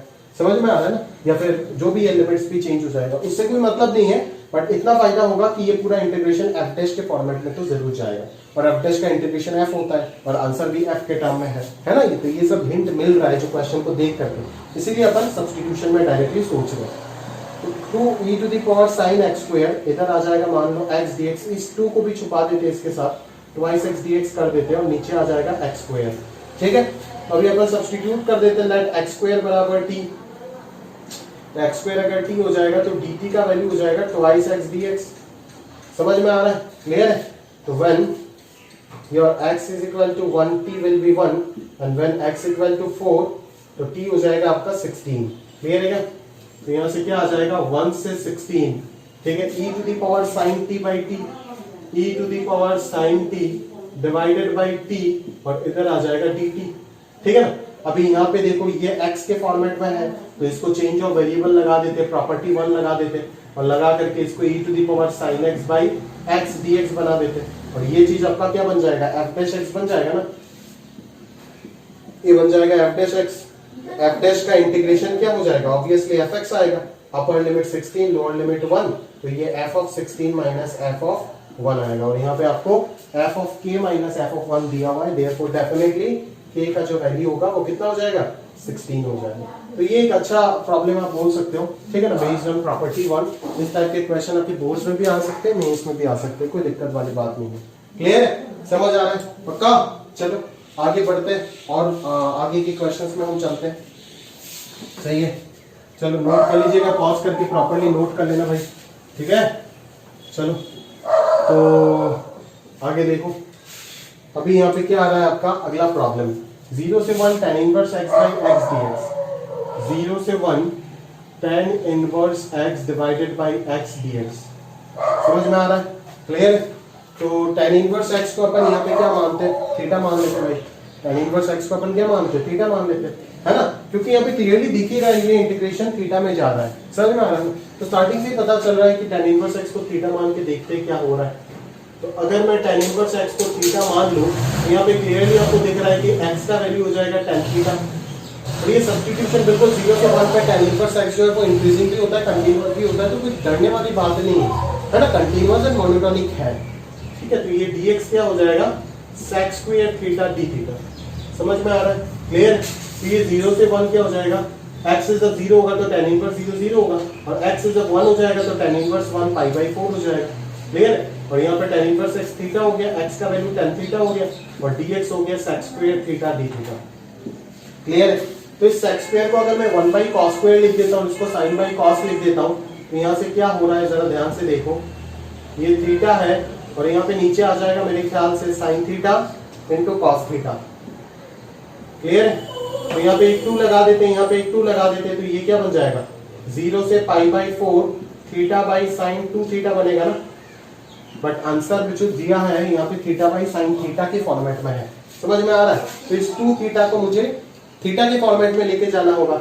सो now you can substitute 2 theta is equal to t, तो dt बन जाएगा 2 times of d theta, because dt by d theta is 2, तो dt equal to 2 d theta. ठीक है, ये सब समझ के करना, थीटा के रिस्पेक्ट में डिफरेंशिएशन कर रहे हैं, ये सब और कितना बोले, है ना। तो थीटा जब 0 है तो ये t भी 0, थीटा जब पाई बाई 4 है तो t पाई बाई 2 हो गया, देख लिमिट भी चेंज हो गया। समझ में आ रहा है ना? और ऊपर वाला तो बन जाएगा t बाई 2 और नीचे आ जाएगा साइन t। ठीक है, और d थीटा का वैल्यू हो जाएगा dt बाई 2। क्लियर है क्या?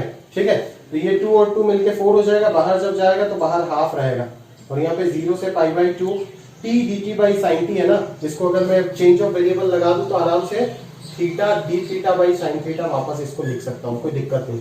और अगर इस चीज को इसके साथ कंपेयर कर लेता हूँ तो लैम्डा का वैल्यू क्लियरली नजर आ रहा है, कितना है, हाफ है। समझ आ रहा है? क्लियर है? तो न्यूमेरिकल आंसर टाइप में इस टाइप के क्वेश्चन मेंस वगैरह में आराम से आ सकते हैं, इनफैक्ट बोर्ड्स में भी बिल्कुल पूछे जा सकते हैं, कोई दिक्कत वाली बात नहीं है। क्लियर? समझ में आ रहा है? अभी देखो यहाँ पे मैंने वो वाला चीज जो आपको बोला था ना 1 बाई ए से ए वाला सब्स्टिट्यूशन, उसके अंडर पे 3 क्वेश्चन लिया है, वो अपन सॉल्व करेंगे एक एक करके। ठीक है, तो 1 बाई ए से ए वाला लिमिट आपको जब भी दिख जाता है ना, है ना 1 बाई ए से ए वाला लिमिट आपको जब भी दिख जाता है तो आप घबराना मत, डायरेक्टली आप इसमें सब्स्टिट्यूशन यूज करोगे। समझ आ रहा है क्या मेरी बात? क्लियर है? अभी कौन सा सब्स्टिट्यूशन यूज करोगे वो आपको समझना है। क्लियर है क्या? चलो, तो 1 बाई ए से अगर ए चला जाता है या फिर ए से 1 बाई ए, देखो यहाँ पे तीनों जगह पे ही 1 बाई ए से ए वाला पैटर्न दिख रहा है। 0 से इंफिनिटी मतलब क्या, 1 बाई ए से ए वाला पैटर्न है।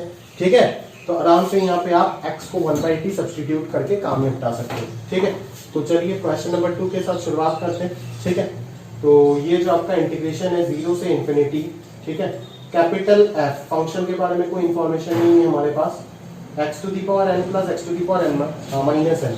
अगर किसी बच्चे ने देखा नहीं होगा ऐसा टाइप का इंटीग्रेशन तो 50% जनता तो पहले देख के ही छोड़ देगा इसको, नहीं बोलेगा f के बारे में कोई इंफॉर्मेशन नहीं है तो कैसे करें। बट थोड़ा सा पैशंस रखोगे डेफिनेट इंटीग्रेशन में तो आराम से प्रॉपर्टी की मदद से आंसर निकल जाएगा। और ज्यादातर केस में कोई कांस्टेंट है, मतलब 0 या फिर पाई बाई 2 इस टाइप का कुछ ना कुछ आ जाता है। क्लियर है क्या? है ना? आगे जब प्रॉपर्टी पढ़ेंगे, प्रॉपर्टी 4 किंग्स प्रॉपर्टी, तब आप देखोगे कितना फायदा होगा। ठीक है, तो अभी यहाँ से हमारे को समझ आया कि ये 0 से इंफिनिटी है, तो एक बार मुझे को याद कर लो कि सर ने बोला था 0 से इंफिनिटी मतलब 1 बाई ए टाइप से ए टाइप में जब भी जाता है तो हम कहीं ना कहीं एक बार ये चीज सब्स्टिट्यूट करके जरूर देखें। ठीक है, शायद मेरा काम निपट जाएगा। तो ये x अगर t का वैल्यू 1 बाई एक्स हो जाएगा ना, x अगर 0 है तो ये इंफिनिटी से 0 हो जाएगा, तो f of x to the power n क्या हो जाएगा, 1 by t to the power n, that is t to the power minus n। और यहाँ पे अगर 1 बाई t डालेंगे तो ये t to the power n बन जाएगा। log x बन जाएगा क्या, log of 1 by t, 1 by 1 plus t square. ठीक है ना, और यहाँ पे dx का वैल्यू आ जाएगा minus 1 by T square dt आ जाएगा। क्लियर है क्या? समझ आ रहा है? तो ये क्या बन रहा है, ये क्या बन रहा है, जरा ध्यान से देखिए जरा। ठीक है ना, इसको मैं ऐसे लिख सकता हूँ capital F of t to the power n plus t to the power minus n, ठीक है। लॉग ऑफ माइनस टी को माइनस और 1/t को माइनस लॉग 2 लिख सकते हो ना, log m by n, log m minus log n, तो माइनस लॉग t और ये माइनस माइनस मिलके प्लस हो जाएगा। तो यहाँ पे तो log t बेस e ही मेंटेन रहा और नीचे 1 प्लस टी स्क्वायर, नीचे टी स्क्वायर इस टी स्क्वायर को कैंसिल कर देगा तो नीचे भी 1 plus T square into D T ही आ रहा। क्लियर है क्या, समझ आ रहा है ना। तो अभी मैं देखो दो प्रॉपर्टी एक साथ लगा रहा हूँ, एक तो मैं प्रॉपर्टी 1 भी लगाऊंगा, दैट इज t को चेंज करके मैं x में लेके चला जाऊंगा, समझ में आ रहा है ना। t को चेंज करके मैं x में लेके चला जाऊंगा और नीचे मेरा 1 प्लस एक्स स्क्वायर आ जाएगा, ठीक है। और दूसरा मैं लिमिट्स को भी चेंज कर दूंगा, इंफिनिटी से 0 को मैं 0 से इंफिनिटी कर दूंगा, बिकॉज यहाँ पे भी 0 से इंफिनिटी है। तो एग्जैक्टली यही चीज मेरे को माइनस साइन के साथ यहाँ पे मिल गया। क्लियर है। तो अगर मैं इसको कहीं ना कहीं कैपिटल I कंसीडर कर लेता हूँ तो ये मेरे को क्या मिल गया, माइनस ऑफ I मिल गया। दैट इज हमारे को क्या मिल गया, I is equal to minus I मिल गया, that is twice I equal to 0। तो ये जो I का वैल्यू आया वो क्या आ गया, 0 आ गया, ठीक है ना। This is the technique behind हम डेफिनेट इंटीग्रेशन को प्रॉपर्टी की मदद से सॉल्व कर सकते हैं। ये I मानने वाला चीज आपको आगे जाकर के बहुत ज्यादा मिलेगा, पूरा प्रॉपर्टी में यही आपको मिलता जाएगा कि I मान रहे प्रॉपर्टी मान के इसी को घुमा फिरा के कन्वर्ट कर देंगे, जो क्वेश्चन था प्रॉपर्टी यूज करके उसी क्वेश्चन को क्रिएट कर देंगे वापस, जो कि नेगेटिव साइन के साथ या फिर समथिंग कांस्टेंट इनटू किसी चीज के साथ, मतलब खाली ना आए ताकि वो कैंसिल आउट ना हो जाए, है ना। अगर I इक्वल टू I आ जाए तो I तो कैंसिल हो जाएगा ना, कुछ मिलेगा नहीं आपको, है ना। I का इनफाइनाइट पॉसिबिलिटी हो जाएगा, ठीक है। तो वही चीज जो अंदर इंटीग्रेशन आपको दिया जाएगा क्वेश्चन में, उसी चीज को हम क्रिएट कर देते हैं यूजिंग दैट कांसेप्ट आई, ठीक है। समझ में आ रहा है ना, क्लियर। तो वही देखो 1/a से a वाला प्रॉपर्टी आराम से सॉल्व हो गया विद द सब्स्टिट्यूशन x बराबर 1/2। तो ये भी एक फेमस सब्स्टिट्यूशन है जो आपको याद रखना पड़ेगा इन case of integration of 1/a से a टाइप या फिर a से 1/a टाइप। इन दोनों टाइप में x बराबर 1/t एक फेवरेबल सब्स्टिट्यूशन हो सकता है। मैं बोल रहा हूं हो सकता है, first you have to trial with the help of this, ठीक है। मैं ये नहीं बोल रहा हूं कि सारे प्रॉब्लम हो ही जाएगा, ठीक है ना। मैं बोल रहा हूं कि हो सकता है, 90% प्रॉब्लम हो जाता है, ठीक है। आगे चलते चलिए 1/e से e तक, ठीक है। 1/e से e तक यहाँ पे क्या करने की कोशिश करते हैं अपन लोग, देखते चलो।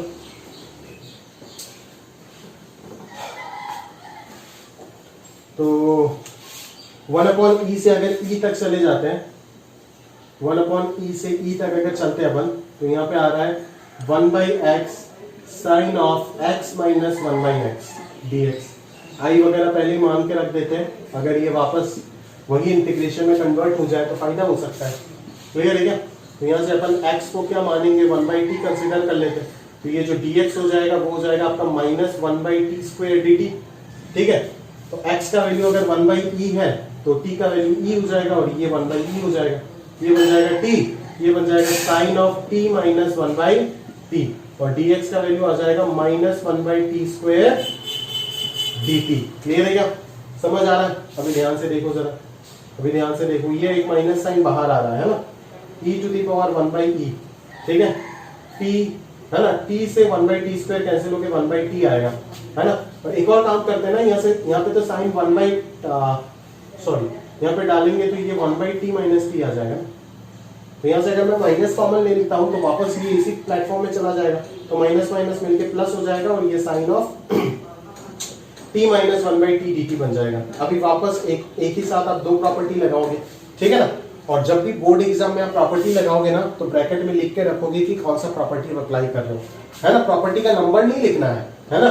सिंस दिस, जैसे मान लो कहीं पे आप चेंज ऑफ वेरिएबल कर रहे हो, तो since integration of a to b fx dx is equal to integration of a to b ft dt, ये आप ब्रैकेट में लिख के दोगे बोर्ड एग्जाम के लिए, ठीक है। जे वगैरह पे तो नहीं चाहिए होगा। अभी देख, अभी अगर लिमिट्स में चेंज करता हूं तो ये माइनस 1/e से e आ जाएगा और वेरिएबल चेंज करते तो ये 1/x sine into x minus 1/x आ जाएगा, ठीक है। तो आराम से ये चीज जो है वो सॉल्व होकर के माइनस i आ गया, तो ट्वाइस i का वैल्यू 0 हो गया, देयरफॉर i का वैल्यू क्या आ गया, 0 आ गया। क्लियर, समझ आ रहा है ना। ये सब एप्लीकेशन होता है ना प्रॉपर्टीज का, जो आपको बखूबी बहुत अच्छे से आना चाहिए, और जितना अच्छे से आएगा ये सब उतना ही आप कंफर्ट जोन में रहेंगे साथ, ठीक है। क्लियर, चलो आगे बातचीत करते हैं। चलो नेक्स्ट देखो जरा, नेक्स्ट क्वेश्चन नंबर 4 में देखो, एक फंक्शनल इक्वेशन दिया है और fx dx निकालने के लिए बोल रहा है। मतलब ये इंटीग्रेशन का क्वेश्चन तो 20% है ना, 80% फंक्शन का ही क्वेश्चन हो गया, बिकॉज फंक्शनल रूप बिना सॉल्व किए आप fx कैसे निकालोगे, ठीक है। याद है f(1/x) और fx अगर दोनों एक ही इक्वेशन में प्रेजेंट होता है तो अपन लोग क्या करते थे, समझ में आ रहा है ना, f(1/x) को एलिमिनेट करते थे। याद करो फंक्शनल रूल में आपको पढ़ाया गया था, फंक्शनल इक्वेशन में ये सब कोई भी टॉपिक आप दिखा नहीं सकते जो पढ़ाए नहीं सर ने आपको, ठीक है। चलो तो खैर यहाँ पे मैं fx बिना निकाले भी बोल सकता हूँ आपको, बिकॉज यहाँ पे जीरो है। अगर कांस्टेंट होता तो आप fx निकाल सकते थे, बट एज यहाँ पे जीरो है तो आप निकाल नहीं पाओगे fx। तो with the help of substitution हम लोग चलेंगे। हम ये बोलेंगे कि सर आपको निकालना था integration of sine theta cosec theta, है ना। आप fx पता नहीं है बोल के अगर छोड़ के चले गए सवाल तो फंस जाओगे, ठीक है। सब्स्टिट्यूशन से हो जाएगा, देखना। साइन थीटा ये हो गया, ये कॉसेक थीटा हो गया, मानते नहीं मानते। fx का वैल्यू अपन क्या लिख सकते हैं, माइनस ऑफ f(1/x) और यहाँ पे बाहर 1/x² आएगा, यही हो सकता है ना। And then now upon 1/x को t सब्स्टिट्यूट कर देते, क्या दिक्कत है, समझ में आ रहा है ना। Let 1/x is equal to t, let 1/x equal to t, therefore dt will be your minus 1/x² dx, समझ में आ रहा है ना। dt will be your minus 1/x² dx, clear है क्या। तो dt अगर minus 1/x² dx हो जाता है तो x equal to 1/t substitute करने से ये cosec थीटा हो जाएगा और ये sin थीटा हो जाएगा, ठीक है ना। तो ये 1/x² dx बन जाएगा, आपका dt बन जाएगा, क्लियर है क्या। और यहाँ पे आ जाएगा f ऑफ t dt, सही है, क्लियर है। और इस f ऑफ t dt को अपन आराम से कन्वर्ट कर सकते हैं fx dx में, और लिमिट को चेंज कर देते by taking a minus sign. तो ये साइन थीटा से कॉसेक थीटा बन जाएगा। अगर साइन थीटा से कॉसेक थीटा बन गया तो ये माइनस आई बन जाएगा, ट्वाइस आई बराबर 0। आराम से आप यहाँ से आई का वैल्यू जो है वो डिटरमाइन कर सकते हो, कोई दिक्कत वाली बात नहीं है, समझ आ रहा है ना, क्लियर। चलो आगे बातचीत करते हैं। नेक्स्ट प्रॉब्लम देखो, इवोल्यूट करने बोला है आपको, समझ में आ रहा है ना। इवोल्यूट करने बोला है -4 से -5 e to the power x plus 5 का whole square into dx plus 3 times of integration 1/3 से 2/3, 1/3 से 2/3 e to the power 9 into x minus 2/3 whole square dx, समझ में आ रहा है ना। अभी ये एक अजीब सा प्रॉब्लम है, देख करके बच्चे घबरा जाते हैं यहाँ पे, समझ में आ रहा है ना कि सर ये क्या दे दिए। बट आप पेशेंस रखो, पेशेंस रख के आराम से सेपरेटली दोनों इंटीग्रेशन को अलग अलग सॉल्व करने का प्रयास करो, आराम से सॉल्व हो जाएगा, ठीक है ना। एक फॉरेन ऑथर ने अपनी बुक में डाला था I.M. Moran, है ना, आप देख सकते हो इंटरनेट पे सर्च करके, फेमस बुक है। मतलब कुछ कुछ चैप्टर्स मेरे को बहुत अच्छा लगा उसमें, लिमिट्स बहुत अच्छा है, इंडेफिनिट डेफिनिट बहुत अच्छा है, ठीक है ना। तो उसी से कॉपी है ये क्वेश्चन, अभी सारे मटेरियल सारे बुक्स में मिल जाएगा आपको, ठीक है। तो अगर अलग अलग तरीके से दोनों अगर अपन आराम से सॉल्व करते गए तो कोई दिक्कत वाली बात नहीं।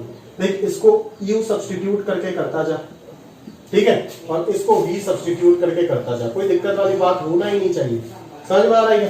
तो इसको अगर u सब्स्टिट्यूट करूंगा तो ये क्या बन जाएगा, x जब -4 होगा तो ये 1 हो जाएगा और ये 0 हो जाएगा, और ये e to the power u square और dx तो यहाँ से क्या हो जाएगा, du के इक्वल हो जाएगा, तो ये du आ जाएगा प्लस 3 टाइम्स ऑफ, यहाँ पे अगर मैं 1/3 डालेंगे x का वैल्यू तो ये -1/3 हो जाएगा, -1/3 हो जाएगा। अच्छा तो यहाँ पे लफड़ा हो रहा है ना, तो एक काम करते क्यों ना अपन 3 को अंदर घुसा देते, तो ये 3x - 2 का होल स्क्वायर हो जाएगा, और अपन b को 3x - 2 मान लेते तो फायदा हो सकता है ना। तो लिमिट चेंज हो जाएगा ना, v का लिमिट क्या आएगा, अगर 1/3 यहाँ पे डालोगे तो 1 - 2 -1 आ जाएगा, और 2/3 अगर डालोगे तो ये 2 - 2 0 आ जाएगा, और ये e to the power v square और dx का वैल्यू कितना हो जाएगा, dv/3 हो जाएगा, ठीक है। तो ये dx का वैल्यू हो जाएगा dv/3, तो ये 3 गया काम से, ये 3 तो गया काम से, समझ आ रहा है क्या मेरी बात, ओके। चलो अभी मेरे को देखो ये -1 है और यहाँ पे ये 1 है, ठीक है। तो इस चीज को अगर मेरे को चेंज करना है ना तो मैं आराम से कर सकता हूँ by substituting again v is equal to -t here। तो v अगर -t सब्स्टिट्यूट करते तो dv - dt बन जाएगा, बनेगा ही नहीं बनेगा, और ये बन जाएगा तेरा 1, ये बन जाएगा 0, माइनस माइनस प्लस हो जाएगा, और 0 तो कोई इफेक्ट नहीं देगा, और v को अगर -t रखोगे तो कोई इफेक्ट नहीं होगा, e to the power t square ही रहेगा, और dv का वैल्यू बस -dt बन जाएगा। तो ये dt यहाँ पे आ गया और माइनस यहाँ पे आ गया, ठीक है। तो अभी क्या टेंशन है, वेरिएबल तो है ना, वेरिएबल तो आप चेंज कर ही सकते हो, तो दोनों को चेंज करके चलो अपन एक्स में लेके चले जाते हैं, तो दोनों को अगर चेंज करके अगर अपन एक्स में लेके चलते हैं तो दोनों कैंसिल आउट होकर के आंसर 0 दे देंगे। समझ आ रहा है ना? तो वही फायदा होता है डेफिनेट इंटीग्रेशन का, प्रॉपर्टी का। इंटीग्रेशन भले इसको इंडेफिनिट अगर दे दो तो अपन सॉल्व नहीं कर पाएंगे, e to the power x square कभी भी सॉल्व नहीं कर पाओगे विदाउट x अगर साथ में नहीं रहता है तो कभी भी सॉल्व नहीं कर पाओगे। बट डेफिनेट है तो आराम से प्रॉपर्टी की मदद से इसको अपन मैनिपुलेट कर पा रहे हैं। समझ में आ रहा है ना? तो वही फायदा होता है ये सब चीजों का। सफिशिएंट प्रॉपर्टी 1 और 2 है ना, इतना भी कोई नहीं करा था, ठीक है। सफिशिएंट प्रॉब्लम मैंने आपको करा दी प्रॉपर्टी 1 और 2 के ऊपर बेस करके, ठीक है। तो अभी आप इसको आराम से करो और करने के बाद अपना अगला पार्ट दैट इज प्रॉपर्टी 3 को देखो। क्लियर है? चलो स्टार्ट करते हैं। तो चलिए दोस्त, हमारा नेक्स्ट पार्ट है प्रॉपर्टी नंबर 3, ठीक है, जो डिसकंटिन्यूटी वाला प्रॉपर्टी है, जो पहले भी मैं आपको एक्सप्लेन कर चुका हूँ किसी न किसी नोट पे, ठीक है।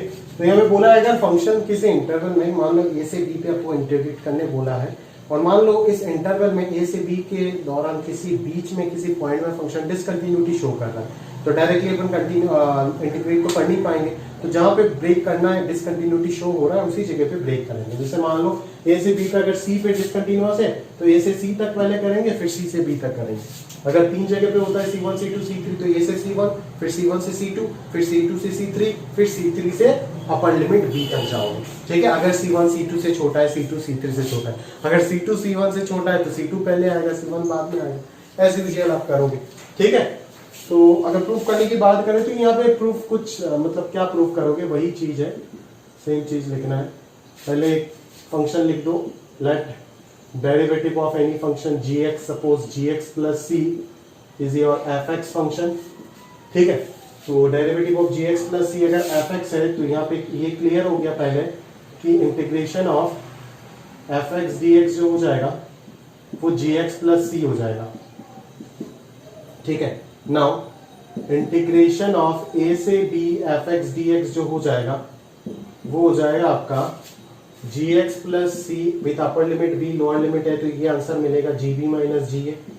फिर अगेन देख करके अब ये दोनों इंटीग्रेशन कैलकुलेट करो, ये gc माइनस ga आएगा और ये gb माइनस gc, तो gc gc कैंसिल हो जाएगा, आंसर gb माइनस ga आएगा जो इसी के इक्वल हो जाएगा। सेम पार्ट है, बस अगेन देख करके दोनों इंटीग्रेट का समेशन जो है वो कैलकुलेट करो आराम से, ये इसके इक्वल आएगा, फिर इसको 1 दे देना, फ्रॉम 1 and 2 आराम से दिखा देना कि दिस इक्वल टू दैट। तो ये प्रूफ तो बहुत सिंपल है प्रॉपर्टी 1 2 3 का। क्या प्रूफ करोगे, प्रूफ करने वाला कोई पार्ट है नहीं यहाँ पे खास, ठीक है। इसका एप्लीकेशन बहुत तगड़ा है, ठीक है ना। इसके एप्लीकेशन के ऊपर बहुत वैरायटी के क्वेश्चन बन सकते हैं, पूरा फंक्शन चैप्टर में उठा करके लेके आऊंगा। आज के क्लास में तो इतना और समय नहीं होगा, कुछ ही क्वेश्चन पिक किया based on modulus function, but अगले क्लास में मैं बॉक्स, सिग्नम, फ्रैक्शन पार्ट, है ना, ट्रिग्नोमेट्री, अलजेब्रिक, ये सब तो है ही, बट जो स्पेशल कैटेगरी होता है, मॉड होता है, बॉक्स होता है, सिग्नम होता है, फ्रैक्शन होता है, इन सब में से सिर्फ मॉड सिंपल वाले पार्ट को आज उठाया जो बोर्ड एग्जाम्स में आते हैं, है ना। सिग्नम, आपका ग्रेटेस्ट इंटीजर या फिर फ्रैक्शन पार्ट, ये सब बोर्ड्स में नहीं आते, वो सब हम अगले लेक्चर की शुरुआत में लेके आएंगे और बहुत अच्छे क्वेश्चंस, ठीक है। तो चलो आज इतना ही प्रॉब्लम कर लेते हैं। देखो fx एक फंक्शन आपको डिफाइन करके दिया गया है ऑलरेडी, और आपको 0 से 3 fx dx निकालने को बोला गया है, ठीक है। तब सबसे पहले क्या लिखोगे, जो आपके पास fx है उसी को आप लिखो। fx बोर्ड्स का सॉल्यूशन में लिख रहा हूं, जेई पे होता तो इतना नहीं करता। तो ये फ्रैक्शन पार्ट है और यहाँ पे 0 पे इक्वालिटी है बट 1 पे नहीं है, इधर 1 पे है बट 2 पे नहीं है, और ये बॉक्स ऑफ x प्लस 2 है, और 2 से 3 तक ये 6 माइनस ट्वाइस x है। तो इसको अगर मैं वापस रीडिफाइन करने का कोशिश करूं कि 0 से 1 में फ्रैक्शन पार्ट और x दोनों सेम ही होता है, fraction part is equal to x in the interval 0 to 1। 1 से 2 में बॉक्स x प्लस 2 कहां से कहां तक जाएगा, 2 प्लस 1, 3 से 4 तक जाएगा, तो उसका बॉक्स क्या आ जाएगा, 3 आ जाएगा ना उसका बॉक्स, और 2 से 3 में ये तो सेम ही रहेगा, ठीक है। तो अगर आपको 0 से 3 में fx dx कैलकुलेट करना है तो आपको ब्रेक करना पड़ेगा, बिकॉज फंक्शन अपना डेफिनेशन को चेंज कर रहा है at x equal to 1 and 2, ठीक है। तो 0 से 1 तक जाना पड़ेगा, 1 पे ब्रेक करना होगा, ठीक है ना। फिर 1 से 2 तक जाना होगा क्योंकि फंक्शन चेंज हो रहा है ना, और 2 से 3 तक जाना पड़ेगा, ठीक है, यूजिंग प्रॉपर्टी नंबर 3। क्लियर है? तो 0 से 1 ये क्या हो जाएगा, एफ एक्स डी एक्स हो जाएगा। ठीक है, 1 से 2 ये क्या बन जाएगा, 3 dx हो जाएगा, और 2 से 3 ये 6 माइनस वाइस एक्स dx हो जाएगा। क्लियर है क्या? समझ में आ रहा है ना? तो इसका जो इंटीग्रेशन होगा वो क्या आ जाएगा, एक्स dx का integration x square by 2 3x, और यहाँ पे हो जाएगा 6x minus x square 3 2। Put कर दो वैल्यू, आंसर कैलकुलेट करके निकाल दो। क्लियर है क्या? समझ आ रहा है? वही अपना तरीका होता है सच दैट हम किसी भी इंटीग्रेशन को आराम से सॉल्व कर पाए with the help of this property. Clear है क्या?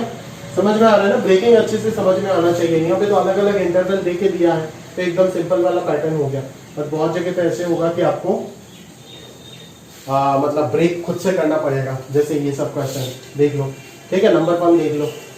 नंबर 1 को अगर मैं पिक करूं तो यहाँ पे आपको दिख रहा है -3 से 2 modulus of x square plus x minus 2। Modulus रख के तो आपको इंटीग्रेट करना नहीं आता है ना, मॉड्यूलस हटा के इंटीग्रेट करना पड़ेगा। तो मॉड्यूलस हटाओगे तभी तो जब इसको पूछोगे, अभी इसको पूछने के लिए ये जानना पड़ेगा कि ये कहाँ पे पॉजिटिव कहाँ पे नेगेटिव होता है।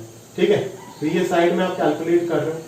Here x square plus x minus 2 greater than 0 implies x plus 2 into x minus 1 greater than 0। ठीक है, तो ये हो गया x belongs to minus infinity से -2 यूनियन 1 से इंफिनिटी। ठीक है, तो हम क्लियरली ये बोल सकते हैं therefore x square plus x minus 2 is greater than 0 for all x belongs to minus infinity से -2 यूनियन 1 से infinity. And similarly x square plus x minus 2 is less than 0 for all x belongs to -2 से 1। Clear है क्या? That is -2 से बाहर और 1 से बाहर ये पॉजिटिव होगा। तो हम -3 से पहले -2 तक चले जाते हैं, तो -3 से -2 में ये क्या होगा, अंदर वाला पॉजिटिव, तो डायरेक्टली ये जो अंदर लिखा गया है वही आएगा। ठीक है ना? फिर -2 से कहां तक जाएंगे, 1 तक। -2 से 1 तक ये क्या हो जाएगा, नेगेटिव हो जाएगा।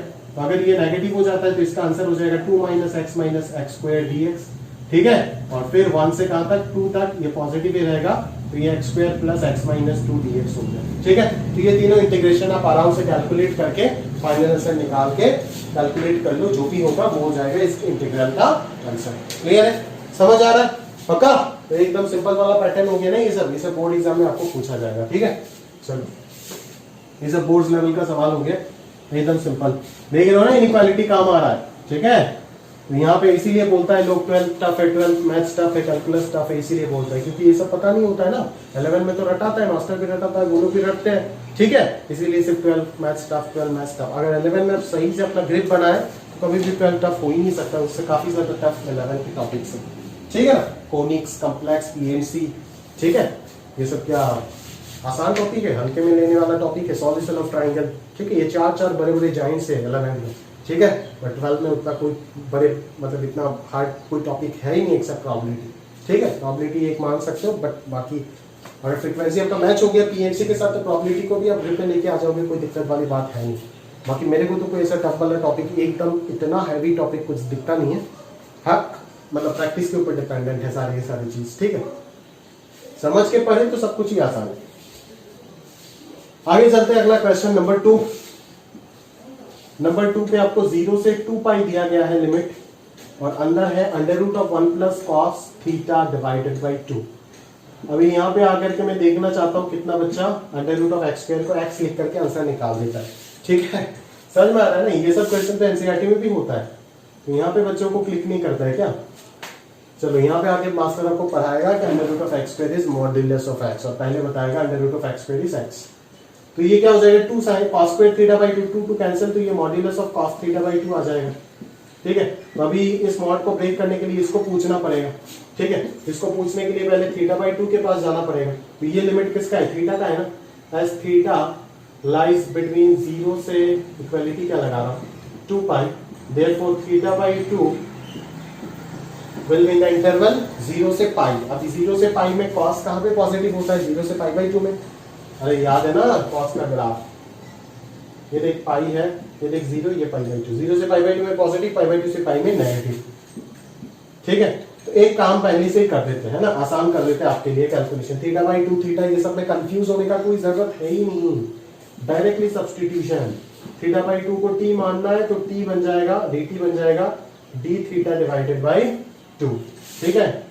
तो when theta is equal to 0 t बराबर 0 और जब थीटा इक्वल टू 2 पाई होगा तो t का वैल्यू हो जाएगा 2 pi by 2 that is pi. तो ये हो जाएगा 0 से पाई और ये मॉड्यूलस ऑफ cos t और dt बाई सॉरी ये ट्वाइस dt हो जाएगा तो 2 बाहर आ जाएगा। क्लियर है क्या? समझ में आ रहा है? बस खत्म बात। तो अभी आराम से आप ब्रेक कर सकते हो ना इसको। cos t पॉजिटिव कहां पे होगा? 0 से पाई बाई 2 में ये पॉजिटिव रहेगा, ठीक है।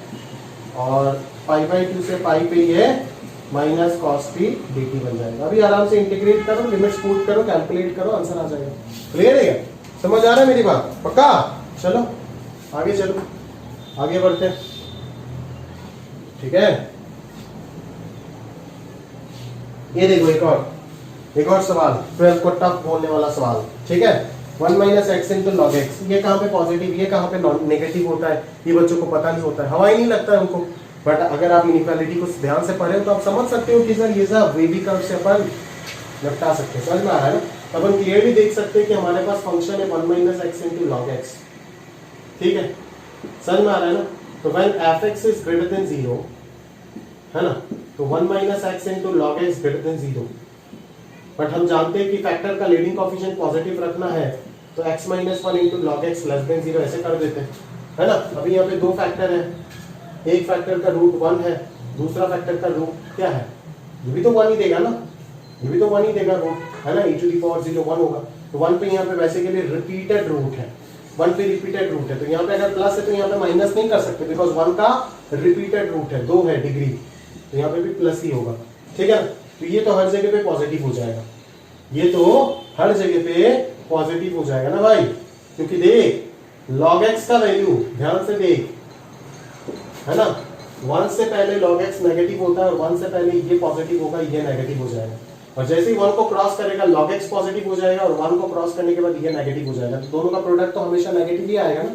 समझ में आ रहा है ना? तो इसको क्या सॉल्व करोगे, ये तो किसी भी जगह पे हमेशा नेगेटिव ही होगा, ये तो किसी भी जगह पे हमेशा नेगेटिव ही होगा, खत्म बात, ठीक है ना। 0 से 2 एक आ जाएगा x log x dx और माइनस 0 से 2 एक हो जाएगा आपका log x dx। By part लगा करके सॉल्व कर लो, आराम से आ जाएगा आंसर। क्लियर है? कोई दिक्कत वाली बात है ही नहीं। बट ये सब अगर एनालिसिस करना नहीं आता है लल्ला तो प्रॉब्लम हो जाएगा। समझ में आ रहा है ना? क्लियर है? आपको 0 से 2 इसीलिए देके दिया है ताकि आप इसको 0 से 1 और 1 से 2 करो, बट हकीकत में जाके देखो कि 0 से 1 में भी इधर नेगेटिव और 1 से 2 में भी नेगेटिव आ रहा है, तो वापस अब 0 से 1 और 1 से 2 को 0 से 2 नेगेटिव ही कर दोगे। समझ में आ रहा है ना? क्लियर है?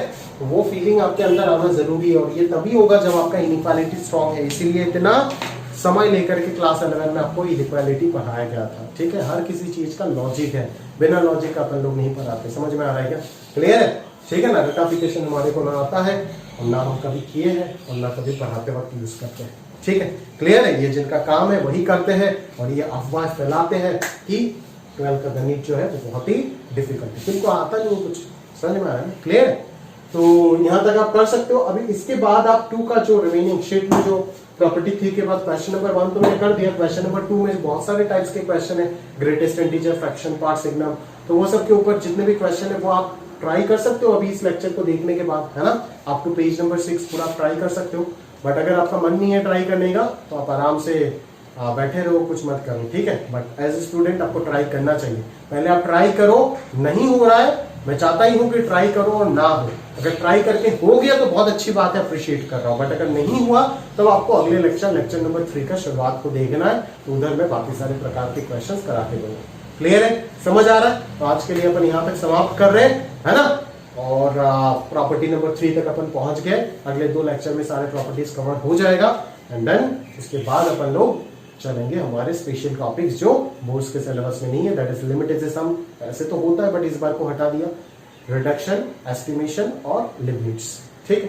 क्लियर है? तो हमारा चैप्टर कंप्लीट हो जाएगा, लगभग 6 लेक्चर में आराम से हो जाएगा। क्लियर है? समझ में आ रहा है? चलो तो आज के लिए यहाँ तक समाप्त करते हैं। अलविदा। जो भी डाउट होगा साथों साथ पूछते रहिएगा और होमवर्क साथों साथ करते रहिएगा, ठीक है। क्योंकि अभी लर्निंग सिचुएशन याद रखना है, लर्निंग सिचुएशन अलार्म बज गया है, ठीक है। अभी और अगर लेट करोगे तो आप हमेशा हमेशा अपनी जिंदगी से लेट हो जाओगे, याद रखना, ठीक है। दुनिया चलेगा इस डायरेक्शन में और आप पीछे पीछे उनको फॉलो करते जाओगे, फॉलोअर बन जाओगे, ठीक है। क्लियर है? चलो आज के लिए यहाँ तक समाप्त करते हैं।